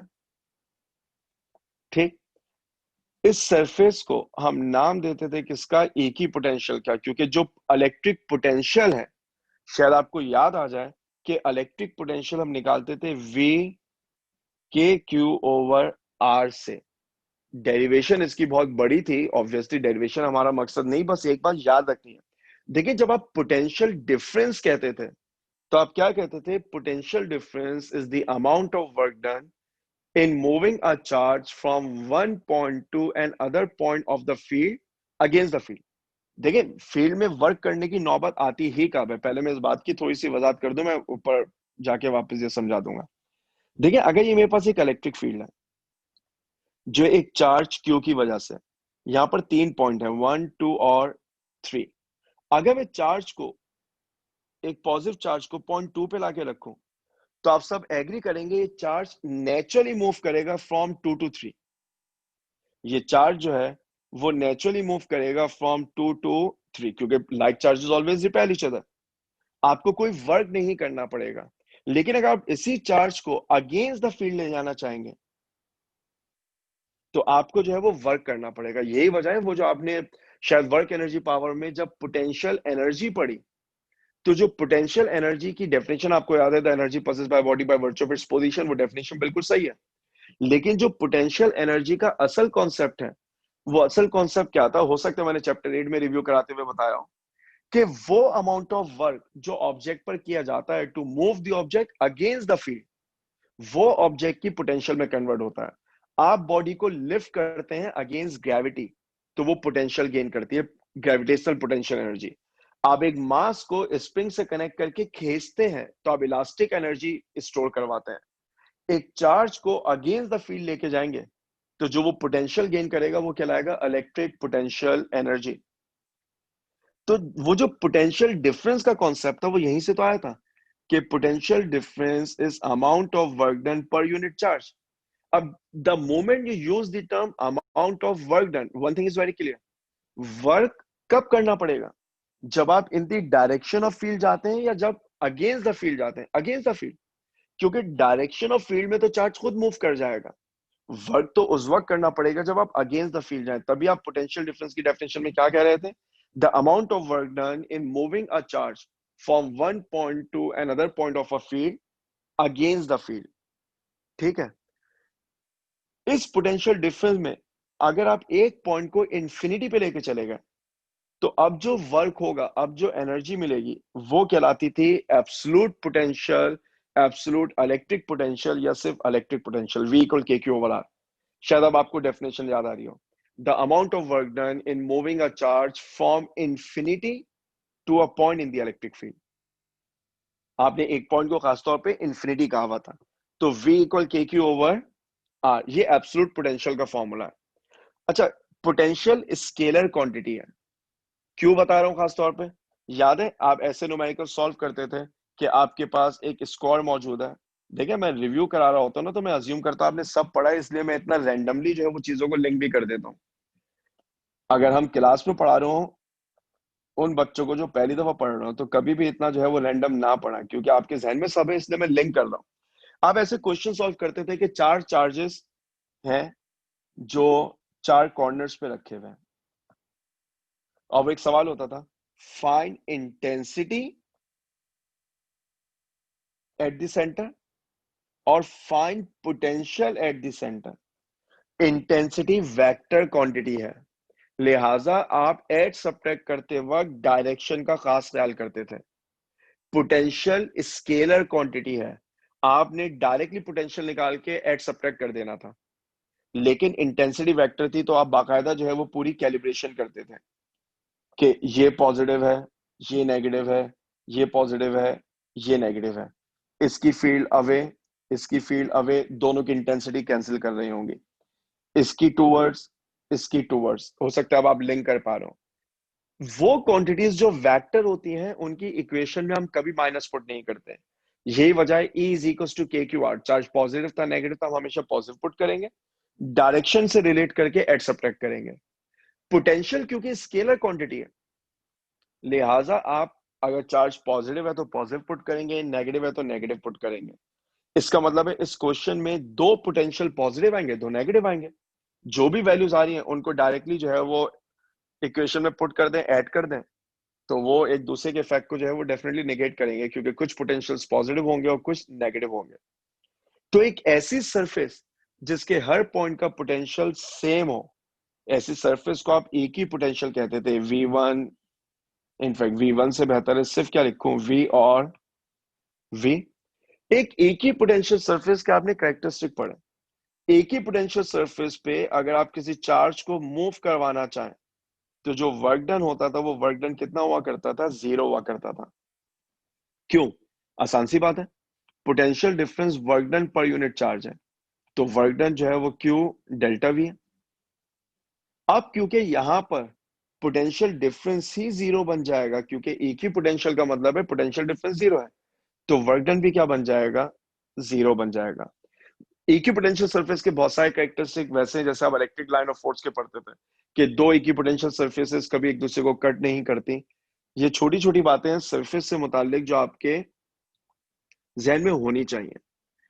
अच्छा, यहाँ तक का पूरा चैप्टर जो है वो एक दूसरे से बड़ा जो है वो टाइटली कपल्ड था, लिंक था कि आप इंटेंसिटी, लाइन ऑफ फोर्स की बात कर रहे थे। चैप्टर का जो अगला टॉपिक है, जो कि मेरे ख्याल से थ्योरी के एतबार से जो है वो चैप्टर का आखिरी टॉपिक होगा। हाँ, इसके बाद जो है वो मैं इस चैप्टर के जो है वो बिल्कुल न्यूमेरिकल कराऊंगा। वो था कैपेसिटर। अच्छा, कैपेसिटर के हवाले से हमें अब क्या क्या पता होना चाहिए। सबसे पहले एक बात समझ लें, मेरे ख्याल से क्योंकि किताब के अंदर ये जुमला ऐसी शायद आपको मिल जाए कि capacitor is a device which is used to store, बल्कि अगर आप में से कोई बच्चा कैपेसिटर को डिफाइन कर दे कि कैपेसिटर क्या होता है।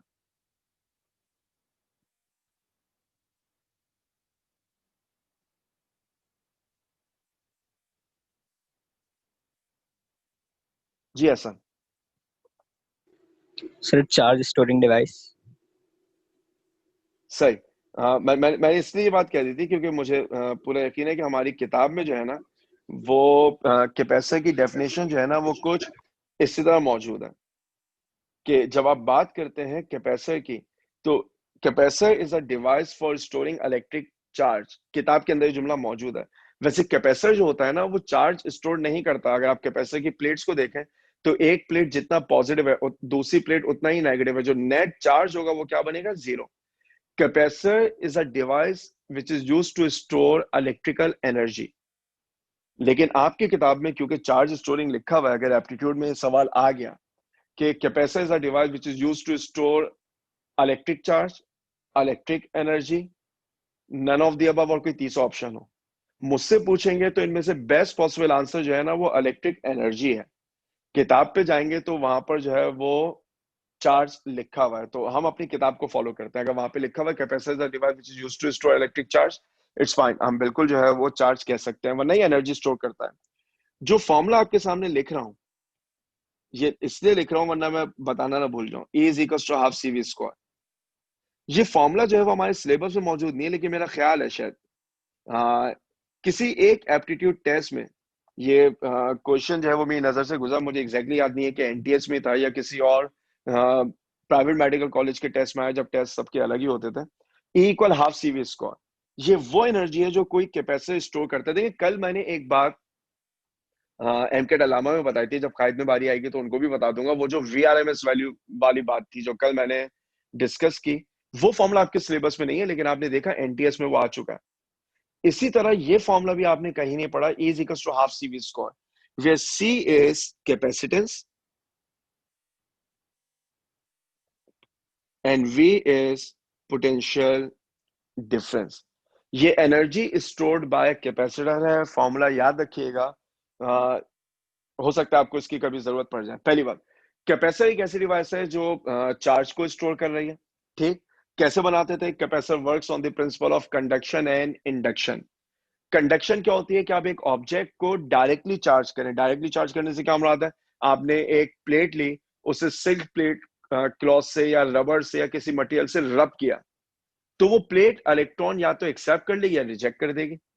दोनों सूरतों में उस पर चार्ज आएगा। इस मैकेनिज्म को कहते हैं कंडक्शन। फिजिक्स में लफ्ज इंडक्शन हमेशा एबनॉर्मल के सेंस में इस्तेमाल होता था। एबनॉर्मल के सेंस से क्या मुराद होती है? देखें, अगर मेरे पास एक स्फीयर है, ये न्यूट्रल है, इसके न्यूट्रल होने का मतलब है जितना पॉजिटिव है उतना ही नेगेटिव मौजूद है, जितना पॉजिटिव है उतना ही नेगेटिव है। मैंने क्या किया, एक रॉड ली, ये रॉड नेगेटिवली चार्ज है। इस रॉड के नेगेटिवली चार्ज होने का क्या मतलब है? इस रॉड के पास एक्सिस ऑफ इलेक्ट्रॉन है। हमें अब याद है पोटेंशियल की टॉपिक से कि इलेक्ट्रॉन या नेगेटिव चार्ज मूव करेगा लो पोटेंशियल से हाई पोटेंशियल की तरफ, और पॉजिटिव मूव करेगा हाई से लो। मैं यहां पर लिख भी देता हूं कि मेरे पास जो नेगेटिव चार्ज है वो हमेशा लो पोटेंशियल से हाई की तरफ जाता है, और जो पॉजिटिव है वो हमेशा हाई पोटेंशियल से लो की तरफ जाता है।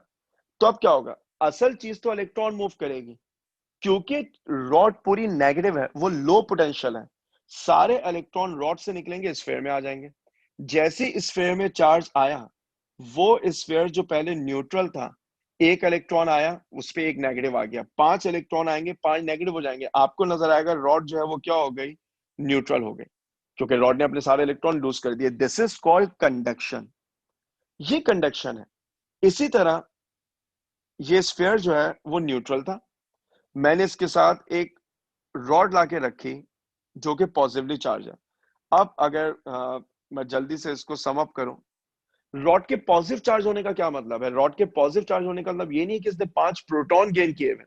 रॉड के पॉजिटिवली चार्ज होने का मतलब ये है कि इस रॉड ने दर हकीकत 5 इलेक्ट्रॉन लूज किए हुए हैं, ठीक है, क्योंकि इसने 5 इलेक्ट्रॉन जो है वो लूज किए हुए हैं, इसका मतलब ये पॉजिटिव है। अब चार्ज मूव करता है नेगेटिव खाली, प्रोटॉन तो मूव कर ही नहीं सकता, जो भी मूव करेगा वो बेसिकली इलेक्ट्रॉन मूव करेगा।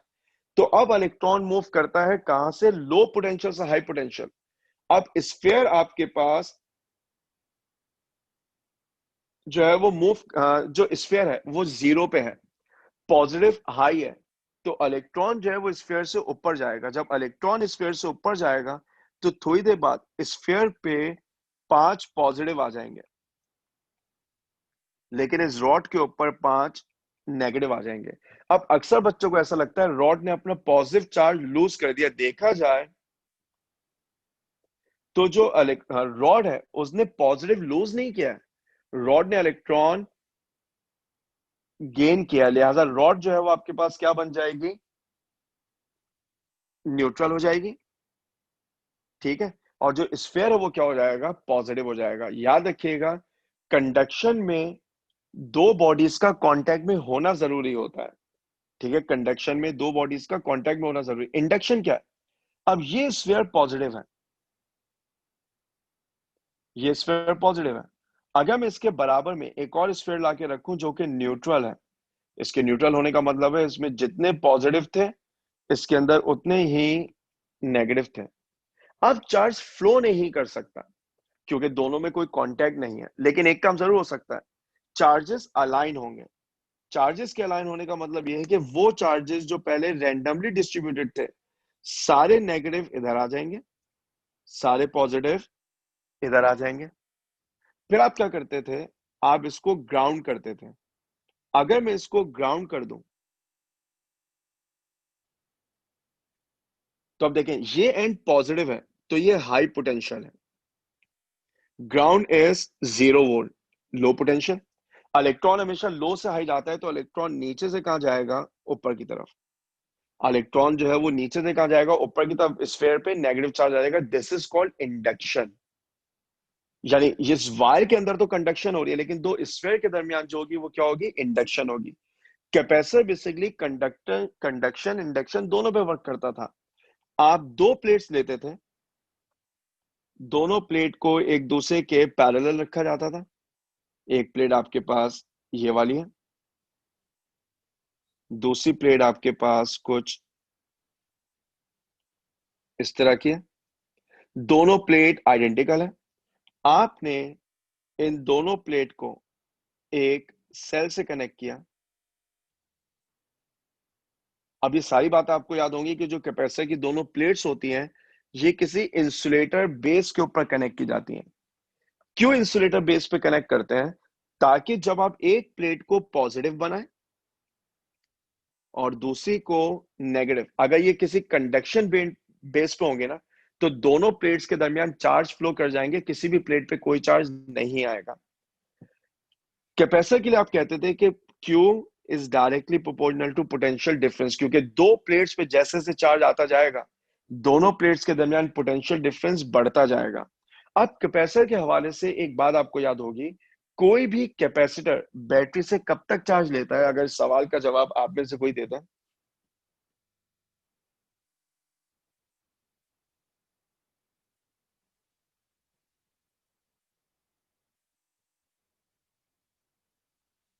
जी, कोई भी कैपेसिटर बैटरी से कब तक चार्ज लेता है?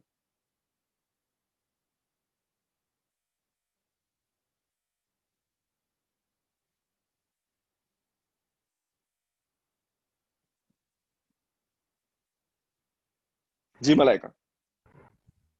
सर जब तक दोनों प्लेट्स के इक्वल चार्जेस ना हो जाए। वो मुस्तकिल ही मेरे ख्याल से दोनों के ऊपर चार्ज जो है वो इक्वल ही रहेगा। जी अली मोहम्मद नासिर। तो जब तक बैटरी फ्लो करा सके चार्ज को। और बैटरी कब तक फ्लो करवाएगी? जब तक उसमें एनर्जी होगी। अच्छा, जब तक उसमें एनर्जी होगी। हाँ, कोई और बच्चा भी जवाब देना चाह रहा था। जी मलाइका, दोबारा जवाब देना चाहते हैं?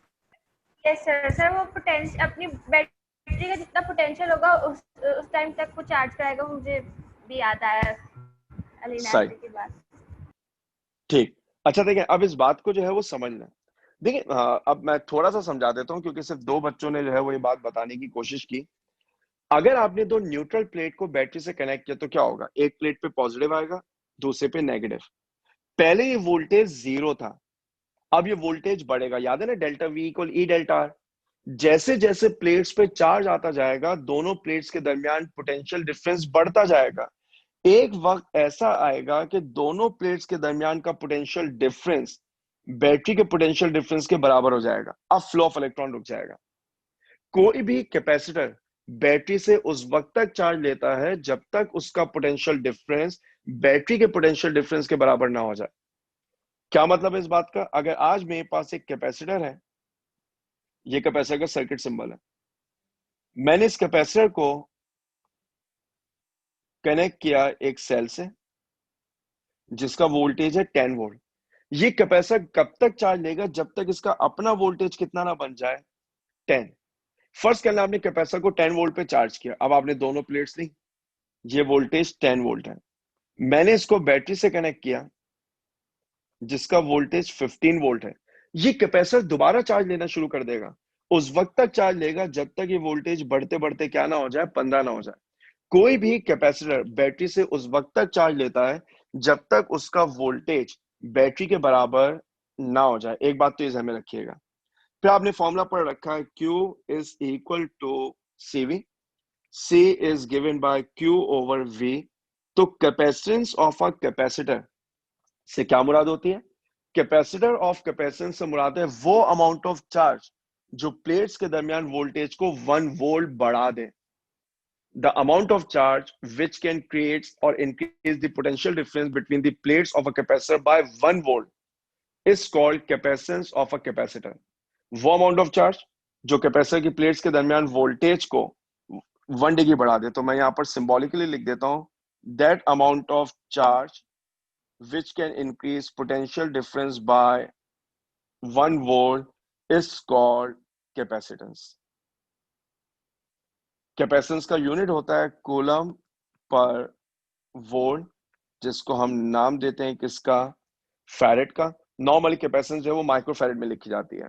यानी आज अगर किसी कैपेसिटर की कैपेसिटेंस है 4 माइक्रोफैरेड, आज अगर किसी कैपेसिटर की कैपेसिटेंस है 4 माइक्रोफैरेड, तो 4 माइक्रोफैरेड का मतलब क्या होगा? 4 माइक्रोफैरेड का मतलब होगा 4 माइक्रोकूलम पर वोल्ट।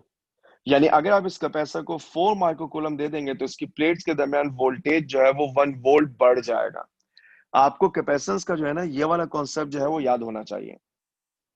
फिर आपने कैपेसिटर के 3 केसेस पढ़े। एक आप पढ़ते थे 2 प्लेट्स, दोनों का एरिया ए, एक पर प्लस क्यू चार्ज, एक पर माइनस क्यू चार्ज, और दोनों के दरमियान जो मीडियम होता था वो आप क्या लेते थे? एयर, या जिससे मुराद हमारी क्या हुआ करती थी? फ्री स्पेस हुआ करती थी। जब आप इस कैपेसिटेंस को कैलकुलेट करते थे तो शायद आपको जो है वो याद आ जाए कि जो कैपेसिटेंस ऑफ अ कैपेसिटर होती थी वो बराबर होती थी किसके? ए एप्सिलॉन नॉट ओवर डी के, where d is the distance between the plates. A epsilon naught over d, इसका मतलब है capacitance of a capacitor charge पर डिपेंड नहीं करती। कैपेसिटेंस ऑफ अ कैपेसिटर सिर्फ डिपेंड करती है एरिया पे, डिपेंड करती है किस पर? डिस्टेंस बिटवीन प्लेट्स पे, और ये इंडिपेंडेंट है चार्ज ऑन ईच प्लेट के। हमें हमें ये रिजल्ट जो है वो याद होना चाहिए। फिर आप ये कहते थे कि अगर इन दोनों प्लेट्स के दरमियान एयर की बजाय कोई और मीडियम आ जाए, अगर इन दोनों प्लेट्स के दरमियान एयर की बजाय कोई मीडियम आ जाए तो क्या होगा? फर्स्ट कर ले मैंने यहां पर कोई मीडियम जो है वो फिल कर दिया, ये एक मीडियम आ गया जिसकी रिलेटिव परमिटिविटी हमारे लिए जो है वो एप्सिलॉन आर है। तो अब जो कैपेसिटेंस होगी वो कैपेसिटेंस आपके पास कहलाएगी क्या? C dash A epsilon naught epsilon R divided by D. इसका मतलब है जो कैपेसिटेंस है वो रिलेटिव परमिटिविटी पे भी डिपेंड करती है, रिलेटिव परमिटिविटी। तो ये फैक्टर ध्यान में रखिएगा, इंपॉर्टेंट फैक्टर है। मैं इनको जो है वो येलो कलर से हाईलाइट कर रहा हूं ताकि जब आप ये पढ़ रहे हो तो आपको याद आ जाए कि कैपेसिटेंस किन फैक्टर पे डिपेंड करेगी। यहां से आपने एक फॉर्मूला बनाया, C dash is equal to epsilon R times C। यहां से रिलेटिव परमिटिविटी का आपने फॉर्मूला बनाया क्या? Capacitance of a capacitor in the presence of medium divide by its capacity in the presence of free space और air. ये जो epsilon R है इसको मैं रिलेटिव परमिटिविटी तो कहता हूं, इसके साथ साथ इसका दूसरा नाम है क्या? Dielectric constant. तो मैं यहां पर लिख भी देता हूं, this is dielectric constant. हमें नजर आ रहा है मटेरियल मीडियम की मौजूदगी में जो कैपेसिटर होता है उसकी कैपेसिटेंस जो है वो बढ़ जाया करती है। फिर आपने एक एक केस और पढ़ा, और वो एक केस आपने क्या पढ़ा कि आपके पास एक कैपेसिटर है,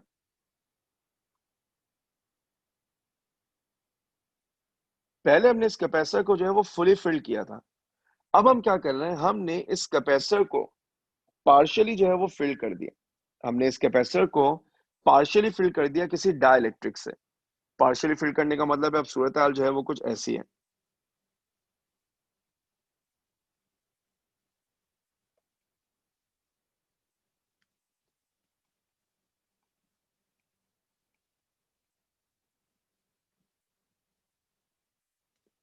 मैंने इसकी प्लेट्स के दरमियान एक डाइलेक्ट्रिक डाल दिया जिसकी थिकनेस कितनी है? टी, यानी ये डिस्टेंस जो है वो टी है। इसकी रिलेटिव परमिटिविटी कितनी है? Epsilon R. यानी अब ये जो कैपेसिटर है ये आपके पास पार्शियली फिल्ड है। अगर कैपेसिटर पार्शियली फिल्ड हो तो इसकी कैपेसिटेंस, वो आपको शायद याद आ जाए क्या पहले आप दोनों कैलकुलेशन करते थे, फ्री स्पेस के लिए, मटेरियल मीडियम के लिए, और जब कंबाइन करते थे तो आपके पास रिलेशन बनता था A epsilon naught divided by D minus T plus T over epsilon R, where T is the thickness of dielectric, where T is the thickness of dielectric, T and D is the separation of two plates। ये capacitor of capacitance के जो है वो 3 cases थे जो आपको जो है वो याद होने चाहिए कि फ्री स्पेस है तो क्या होगा, फुली फिल्ड है तो क्या होगा, अगर पार्शियली फिल्ड है तो क्या होगा। ठीक, अच्छा, वो बच्चे जिनके जहन में डेरिवेशन नहीं है उनको थोड़ा सा याद दिला दो। कैपेसिटेंस का बेसिक फॉर्मूला हमारे पास क्या होता था? C is equal to Q over V। तो बेसिकली अब यहाँ पर वो V की वैल्यू निकालते थे। कैसे? Delta V equal E delta R की मदद से सब्स्टिट्यूशन करते थे, कैपेसिटेंस निकलती थी। डेरिवेशन देख लीजिएगा, अगर किसी को डेरिवेशन में कोई कंफ्यूजन हो आप जो है वो बिल्कुल पूछ सकते हैं।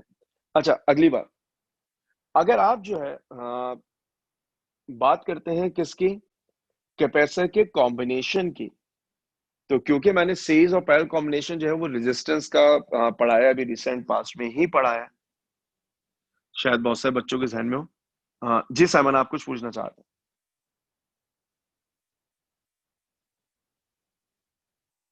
Simon, sir T over E R का क्या मतलब होगा? टी ओवर आर के मतलब, असल में ये जब आपने इक्वेशन पूरी ड्राइव की है ना, तो मैं थोड़ा सा याद दिला दूं, आप पोटेंशियल डिफरेंस निकालते थे इस रीजन का, आप पोटेंशियल डिफरेंस निकालते थे इस रीजन का, फिर दोनों को आपस में ऐड करते थे। तो जब वो मैं फॉर्मूले का रेफरेंस देता हूँ ना, delta we equal E delta are, तो थिकनेस वाले रीजन के लिए तो यहाँ पर टी आ जाएगा, और एयर वाले रीजन के लिए डी माइनस टी आएगा, और जब आप उनको ऐड करके सिंप्लीफाई करेंगे तो आपके पास एंड रिजल्ट जो है वो कुछ इस तरह का आ रहा होगा, यानी टी का मतलब थिकनेस ऑफ द मीडियम और एप्सिलॉन आर का मतलब रिलेटिव परमिटिविटी है। ठीक है? ठीक सर, थैंक यू।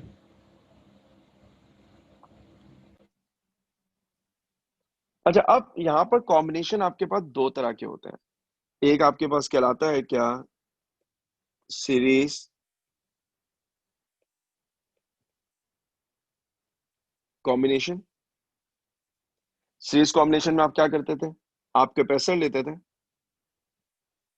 उन कैपेसिटर को एक दूसरे के साथ जो है वो सीरीज में कनेक्ट करेंगे, यानी एक कैपेसिटर दूसरे से जो है वो कनेक्टेड है, फिर आपने इनको जो है वो एक सेल से या बैटरी से जो है वो कनेक्ट किया, पॉजिटिव यहाँ नेगेटिव, इस पर प्लस आएगा, इस पे माइनस आएगा, इस पे प्लस आएगा, इस पे माइनस आएगा, प्लस माइनस चार्जेस जो है वो इस तरह आते हैं। समझाने के लिए अगर आसान बता दूं ना, तो देखिए ये प्लेट नेगेटिव है, ये इस प्लेट को नेगेटिव चार्ज देगी, इसका नेगेटिव क्या करेगा, इस पॉजिटिव प्लेट के इलेक्ट्रॉन को रिपेल करेगा, तो वो इलेक्ट्रॉन इस वायर की मदद से इस प्लेट पे आके स्टोर हो जाएंगे, तो दूसरी प्लेट पे पॉजिटिव चार्ज आ जाएगा। ये फ्लो जो है वो चार्ज का इस तरीके से बनता है। जली मोहम्मद नासिर। सर थोड़ा ऊपर कीजिएगा, ये डाइलेक्ट्रिक जो आप पढ़ा रहे थे ना, जी जी, सर ये in the presence of dielectric जो चार्ज स्टोर होगा दोनों तरफ प्लेट के, वो बढ़ जाएगा या कम होगा? अगर आपके पास जो है वो डाइलेक्ट्रिक आ गया, तो देखिए जो कैपेसिटेंस होती है वो तो चार्ज पे आपके पास जो है वो डिपेंड नहीं कर रही ना, कैपेसिटर तो चार्ज से इंडिपेंडेंट है। बात बात समझ रहे हैं आप? तो चार्ज की वैल्यू जो है ना वो तो सेम ही रहनी है। और potential difference? Potential difference definitely change होगा। Delta V is equals to E delta R में जब आप ई की वैल्यू पुट करेंगे तो देखें वोल्टेज कम हो रहा है। चले अब मैं इसको आसान कर देता हूँ। पहली बात ये कि कैपेसिटेंस चार्ज पे डिपेंड नहीं करती, लेकिन जब आप डाइलेक्ट्रिक बीच में डालेंगे तो जो पोटेंशियल है ना वो स्लोली बढ़ेगा, पोटेंशियल स्लोली बढ़ेगा, तो प्लेट ज्यादा चार्ज स्टोर कर लेंगी वोल्टेज को बैटरी के बराबर लाने में। क्योंकि मैंने डेरिवेशन नहीं कराई, अगर मैं डेरिवेशन कराता तो बात जो है वो और ज्यादा वाज़ेह हो जाती। वैसे आपको लिंक कर पा रहे हैं कि डेल्टा वी बराबर होता है ई डेल्टा आर के, ई बराबर होता है किसके, आपके पास अगर आप यहाँ पर इंटेंसिटी निकालेंगे Q over epsilon in fact sigma over epsilon naught epsilon R के, तो वो डिनोमिनेटर में आ रहा है एप्सिलॉन आर, यानी अब v की वैल्यू जो है वो स्लोली बढ़ेगी, तो कैपेसिटर ज्यादा चार्ज स्टोर करेगा वोल्टेज को बैटरी के बराबर लाने में। बात समझ में आ रही है? सही सही। ठीक है, तो जिस तनाजुर में आप पूछ रहे थे तो उसमें चार्ज जो है वो बढ़ जाएगा। अच्छा, अब जल्दी से सीरीज कॉम्बिनेशन पे आ जाए, क्योंकि सीरीज कॉम्बिनेशन में चार्ज के फ्लो के लिए एक ही रास्ता होता है, लिहाजा यहाँ पर चार्ज जो है वो सेम रहता था, वोल्टेज डिवाइड होता था। तो यहां पर आप ये कहते थे कि सीरीज कॉम्बिनेशन में Q will remain the same, voltage is divided। अगर वोल्टेज डिवाइड हुआ तो बैटरी का वोल्टेज तीन हिस्सों में जाएगा, V1, V2 और V3 में। अगर आप यहाँ पर इक्विवेलेंट कैपेसिटेंस का फॉर्मूला देखें तो 1/C1 plus 1/C2 plus 1/C3, शायद आपको याद आ जाए ये रिलेशन रेजिस्टेंस में पैरेलल में हुआ करता था। इसका मतलब है कि अब जो कैपेसिटेंस आएगी वो लेस देन होगी किससे, लीस्ट इन सर्किट से, क्योंकि पैरेलल में हमेशा जो आंसर आता है वो लीस्ट इन द सर्किट से कम आया करता है। शायद जहनों में बात मौजूद हो। ये सीरीज कॉम्बिनेशन था आपके पास, ठीक। अच्छा, अगर आप इन्हीं तीनों को पैरेलल में कनेक्ट कर देते हैं तो पैरेलल में कनेक्ट करने से क्या होता है, आपके पास पैरेलल कॉम्बिनेशन में तमाम कैपेसिटर की लेफ्ट हैंड प्लेट्स एक पॉइंट पे कनेक्टेड होंगी। फॉर एग्जांपल ये आपके पास जो है वो कैपेसिटर्स है,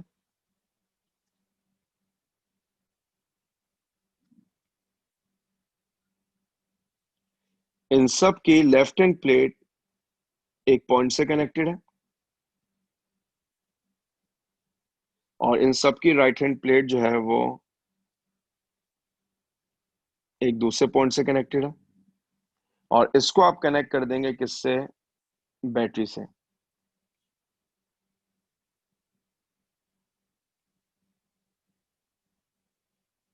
क्योंकि अब हर कैपेसिटर सेल से डायरेक्टली कनेक्टेड है तो सबका वोल्टेज सेम रहना चाहिए, इन सबका वोल्टेज सेम रहेगा। तो यहां पर आपके पास पॉजिटिव, यहाँ पे पॉजिटिव, यहाँ पे पॉजिटिव, इधर जो चार्ज आएगा वो आपके पास नेगेटिव आएगा,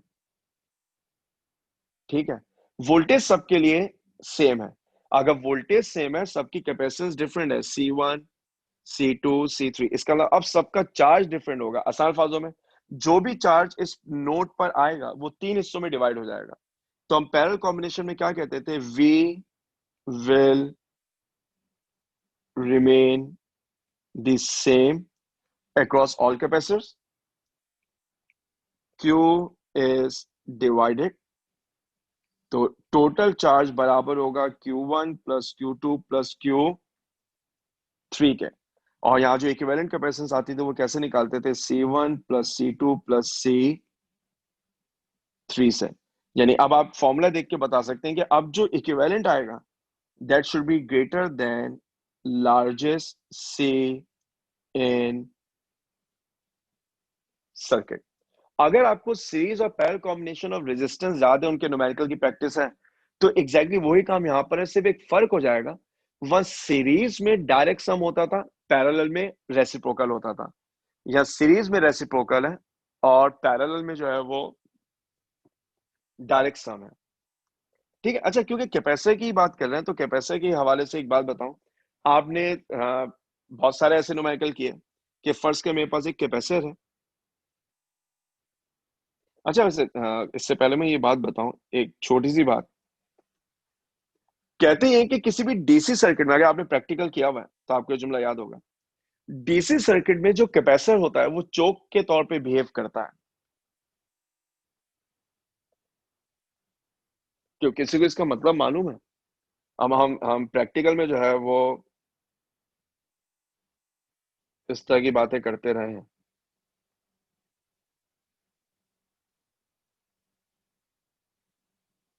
जी, किसी के जहन में है कि जब हम लव इस्तेमाल करते हैं चोक, इससे क्या मुराद है?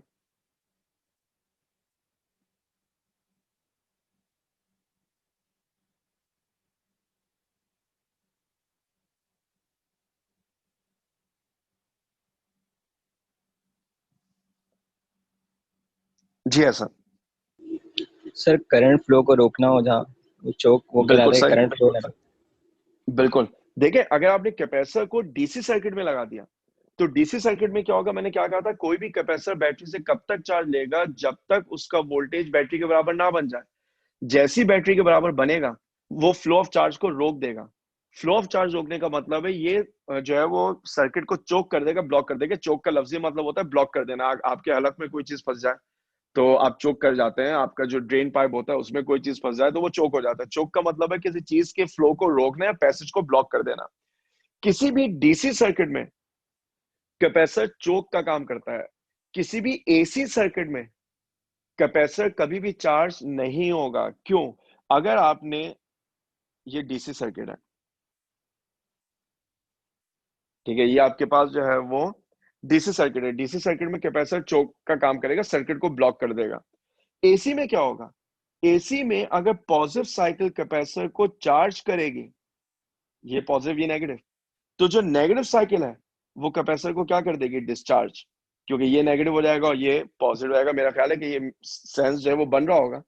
अगर आप कैपेसिटर को चार्ज करना चाहते हैं तो कभी भी आप एसी सप्लाई इस्तेमाल नहीं करते, क्योंकि एसी सप्लाई के अंदर कैपेसिटर चार्ज नहीं होता। फ्लो ऑफ करंट मुस्तकिल जो है वो चलता रहेगा।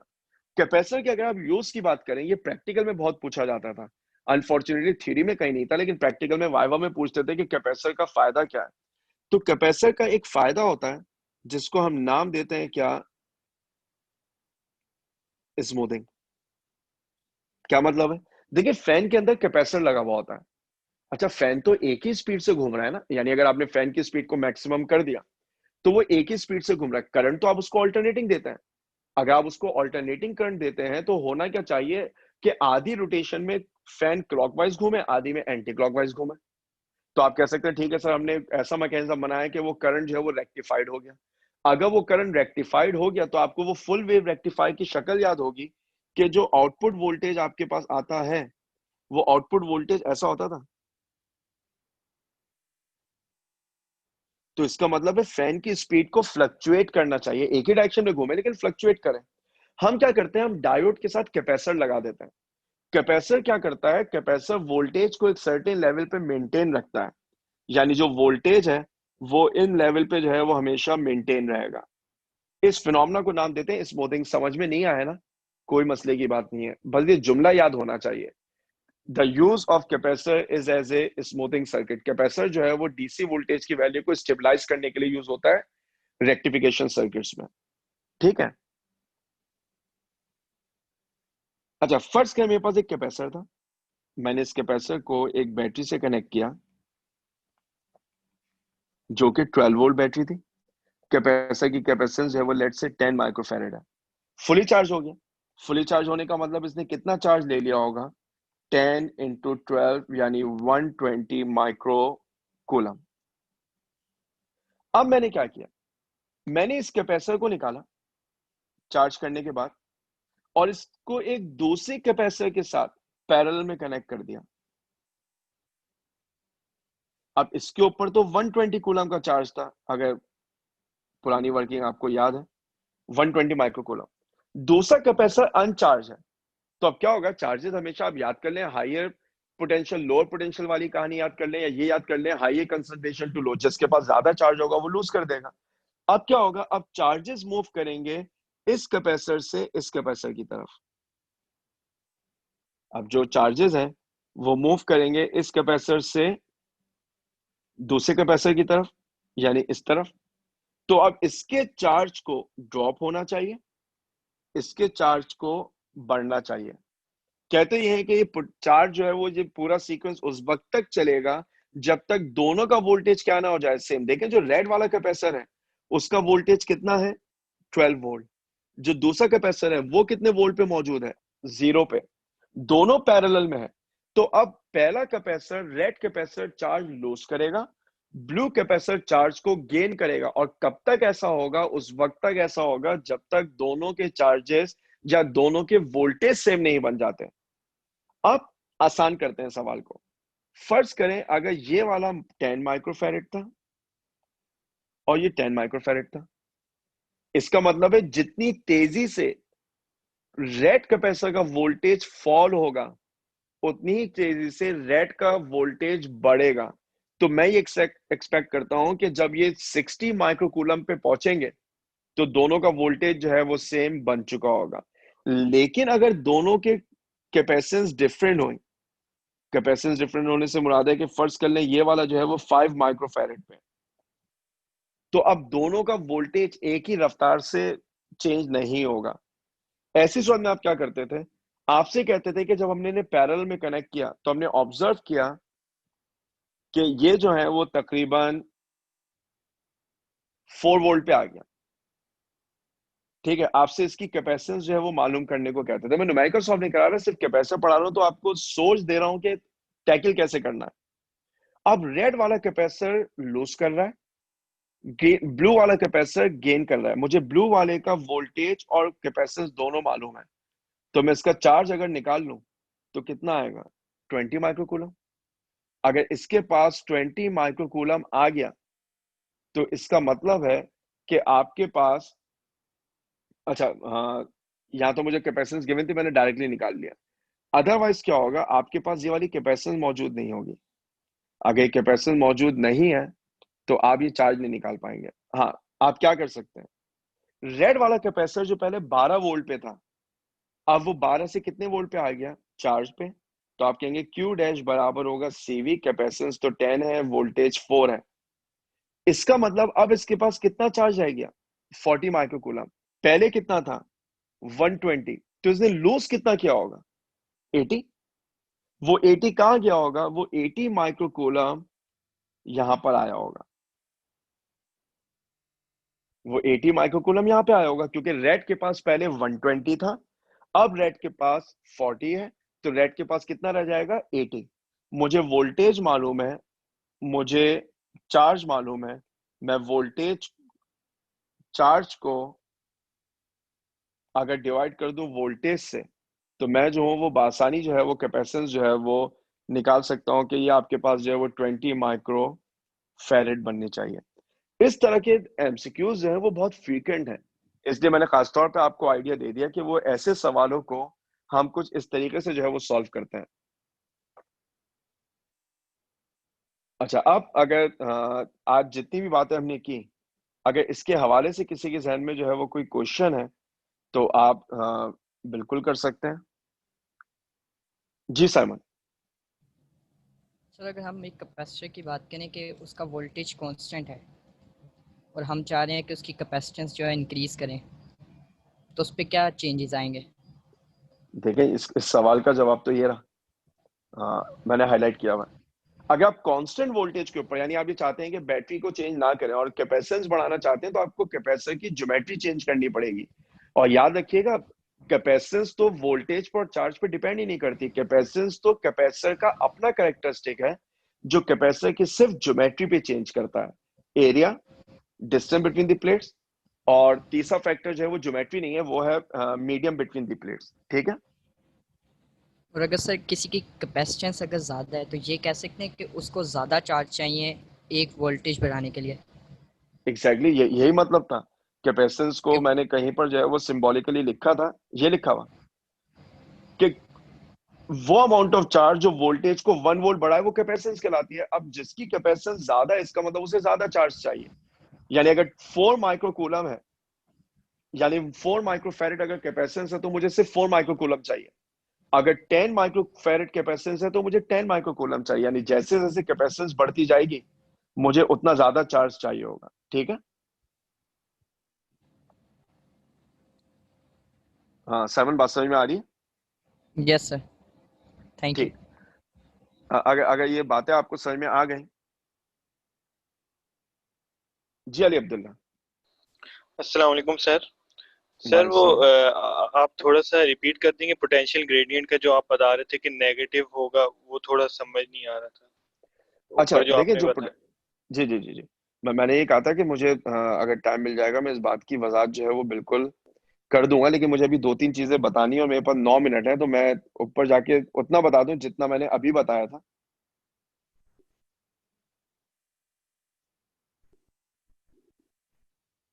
पहले तो उसको ढूंढने दें।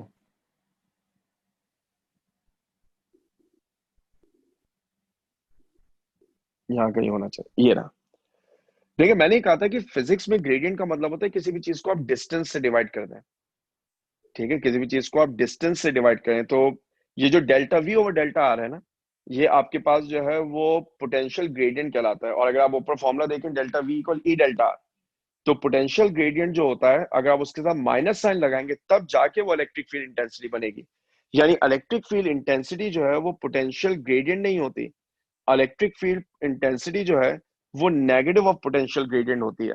ठीक है, मैं एक काम करूंगा, मैं अगली क्लास में, क्योंकि मुझे ये समझाने में कम से कम 5 से 6 मिनट जो है वो लगाने पड़ेंगे, मैं अगली क्लास में, क्योंकि अब मेरा ख्याल था कि मैं आज न्यूमेरिकल भी करा दूंगा जो मैं नहीं करा पाया, तो आप तमाम बच्चों को इलेक्ट्रोस्टैटिक के लिए एक क्लास की और जहमत जो है वो बर्दाश्त करनी पड़ेगी। वो कब होगी वो मैं बता दूंगा, क्योंकि वो मैं कंबाइंड सेशन ही लूंगा, क्योंकि मेरी नेक्स्ट वीक में क्लासेस हैं, लेकिन मैं कंबाइंड सेशन में इसके न्यूमेरिकल कराऊंगा और कोशिश करूंगा कि मैं ये नेगेटिव वाली बात भी जो है वो समझा दूं।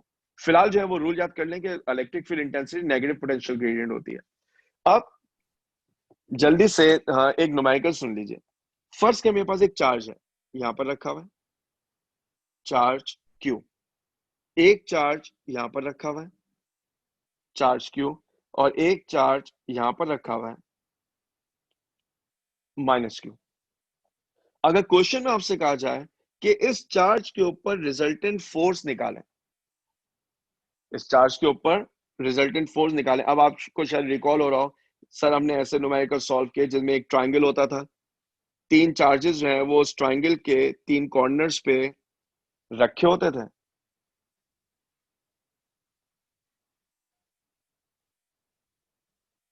जो आपके पास चार्जेस होते थे वो तीन कॉर्नर पे होते थे। मुझे ट्रायंगल की साइड्स मालूम हो कि लेट से ये वाली 4 मीटर है, ये वाली जो है वो लेट से 3 मीटर है। आपसे कहा जाए कि वो फोर्स निकालें जो इस चार्ज पे लगेगी, जिसको मैंने रेड से इंसर्कल किया हुआ है। तो बेसिकली अब आपको दो फोर्सेस निकालनी पड़ेंगी।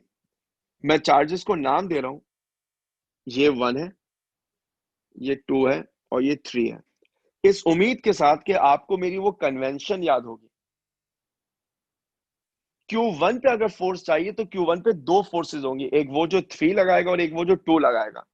क्योंकि Q3 नेगेटिव है तो जो फोर्स होगी वो कुछ इस तरह की होनी चाहिए, F31 force exerted by 3 on 1। बासानी निकाल सकते हैं कैसे, F31 will be Q1 Q3 over R square. सारी वैल्यूज मालूम होती हैं, वैल्यूज पुट करेंगे आंसर आ जाएगा। एक फोर्स वो होगी जो Q2 Q1 पे लगाएगा, क्योंकि दोनों चार्जेस पॉजिटिव हैं तो वो फोर्स ऑफ रिपल्जन होगी, वो कुछ ऐसी बननी चाहिए।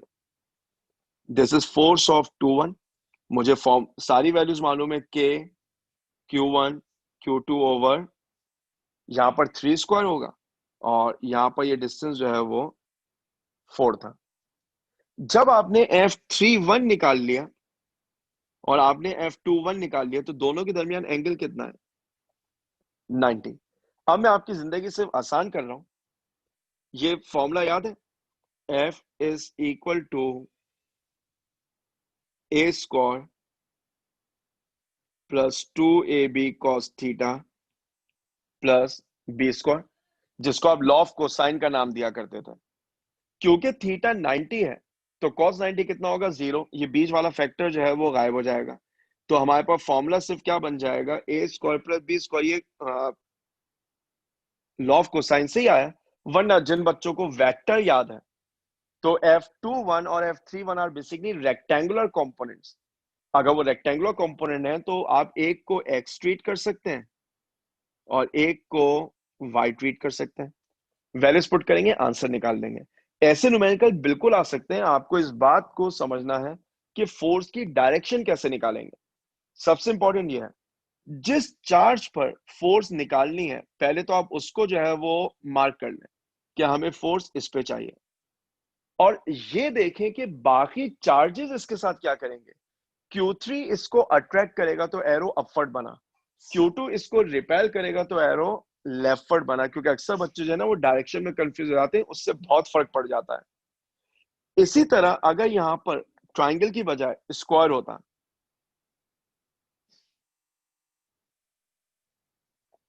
और यहां पर एक चार्ज इधर होता, पॉजिटिव Q1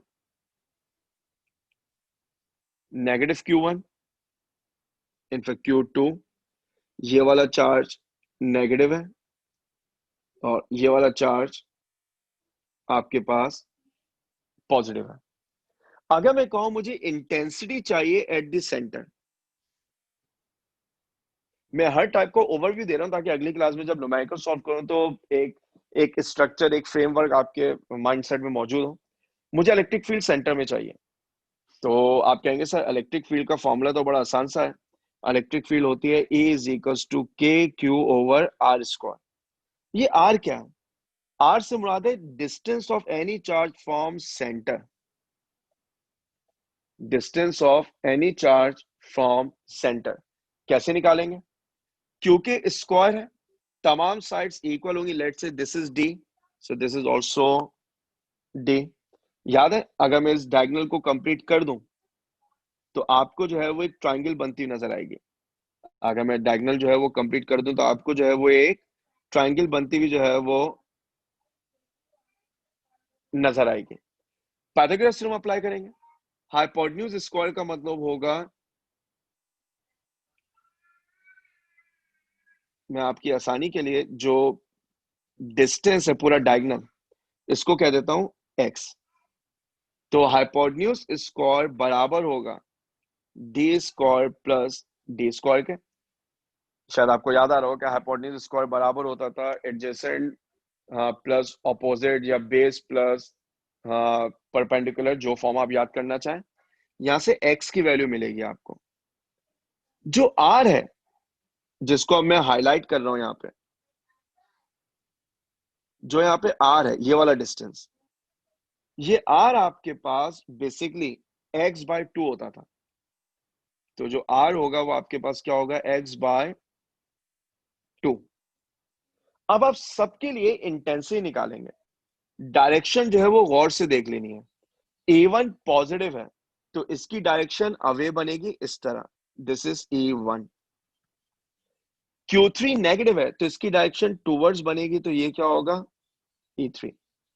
2 के लिए टूवर्ड्स बनेगी तो इस तरह, और 4 के लिए अवे बनेगी तो इस तरह।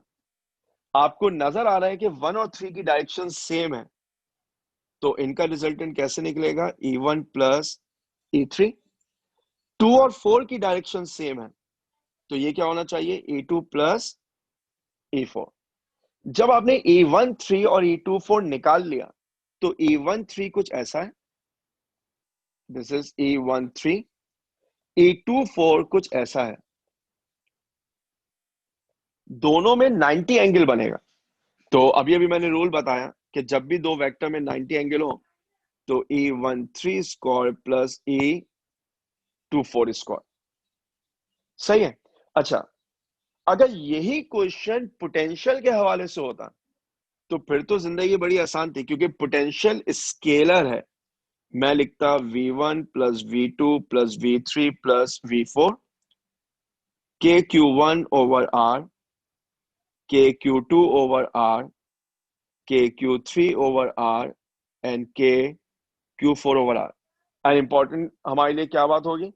Q2 और Q3 नेगेटिव है, तो जब मैं वैल्यूज पुट करूंगा तो वैल्यूज पुट करने पे मेरे पास ये वाला आंसर पॉजिटिव आएगा, ये वाला आंसर नेगेटिव आएगा, क्योंकि Q2 नेगेटिव है, Q3 नेगेटिव है और Q4 पॉजिटिव है।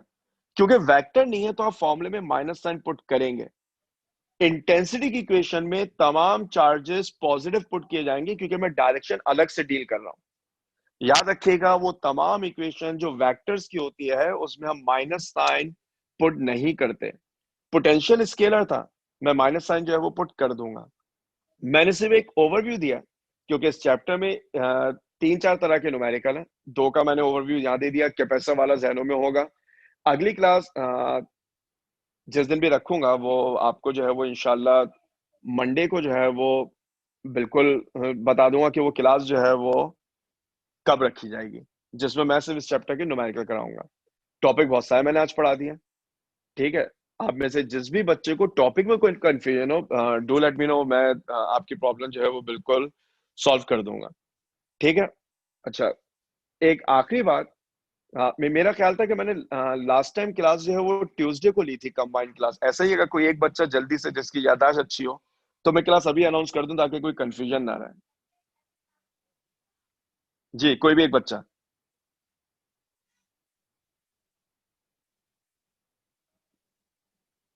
क्या ट्यूसडे मॉर्निंग आपकी सुबह कोई क्लास होती है?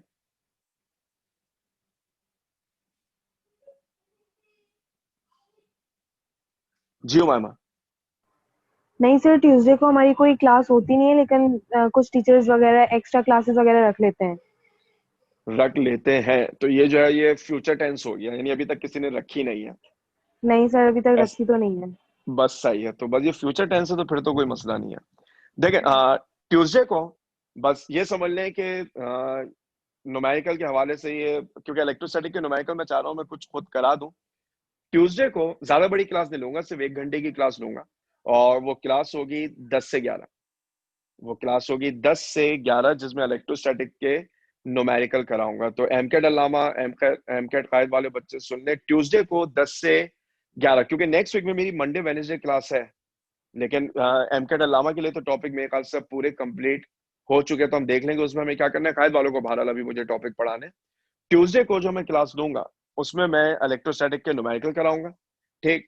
तो और मंडे के आप टेस्ट टॉपिक सुन ले। मंडे को आपका जो टेस्ट होगा, एमकेट अल्लामा वाले टेस्ट देंगे चैप्टर 16 इलेक्ट्रॉनिक्स, ठीक है। एमकेट अल्लामा वाले टेस्ट देंगे चैप्टर 16 यानी इलेक्ट्रॉनिक्स का, और एमकेट कायद वाले टेस्ट देंगे मैग्नेटिज्म का, ठीक है। तो अब इंशाल्लाह यहीं से कंटिन्यू करेंगे अपनी अगली क्लास में। किसी के ध्यान में कोई कंफ्यूजन होगा तो वो मैं अगली क्लास में बिल्कुल उसका आंसर दे दूंगा।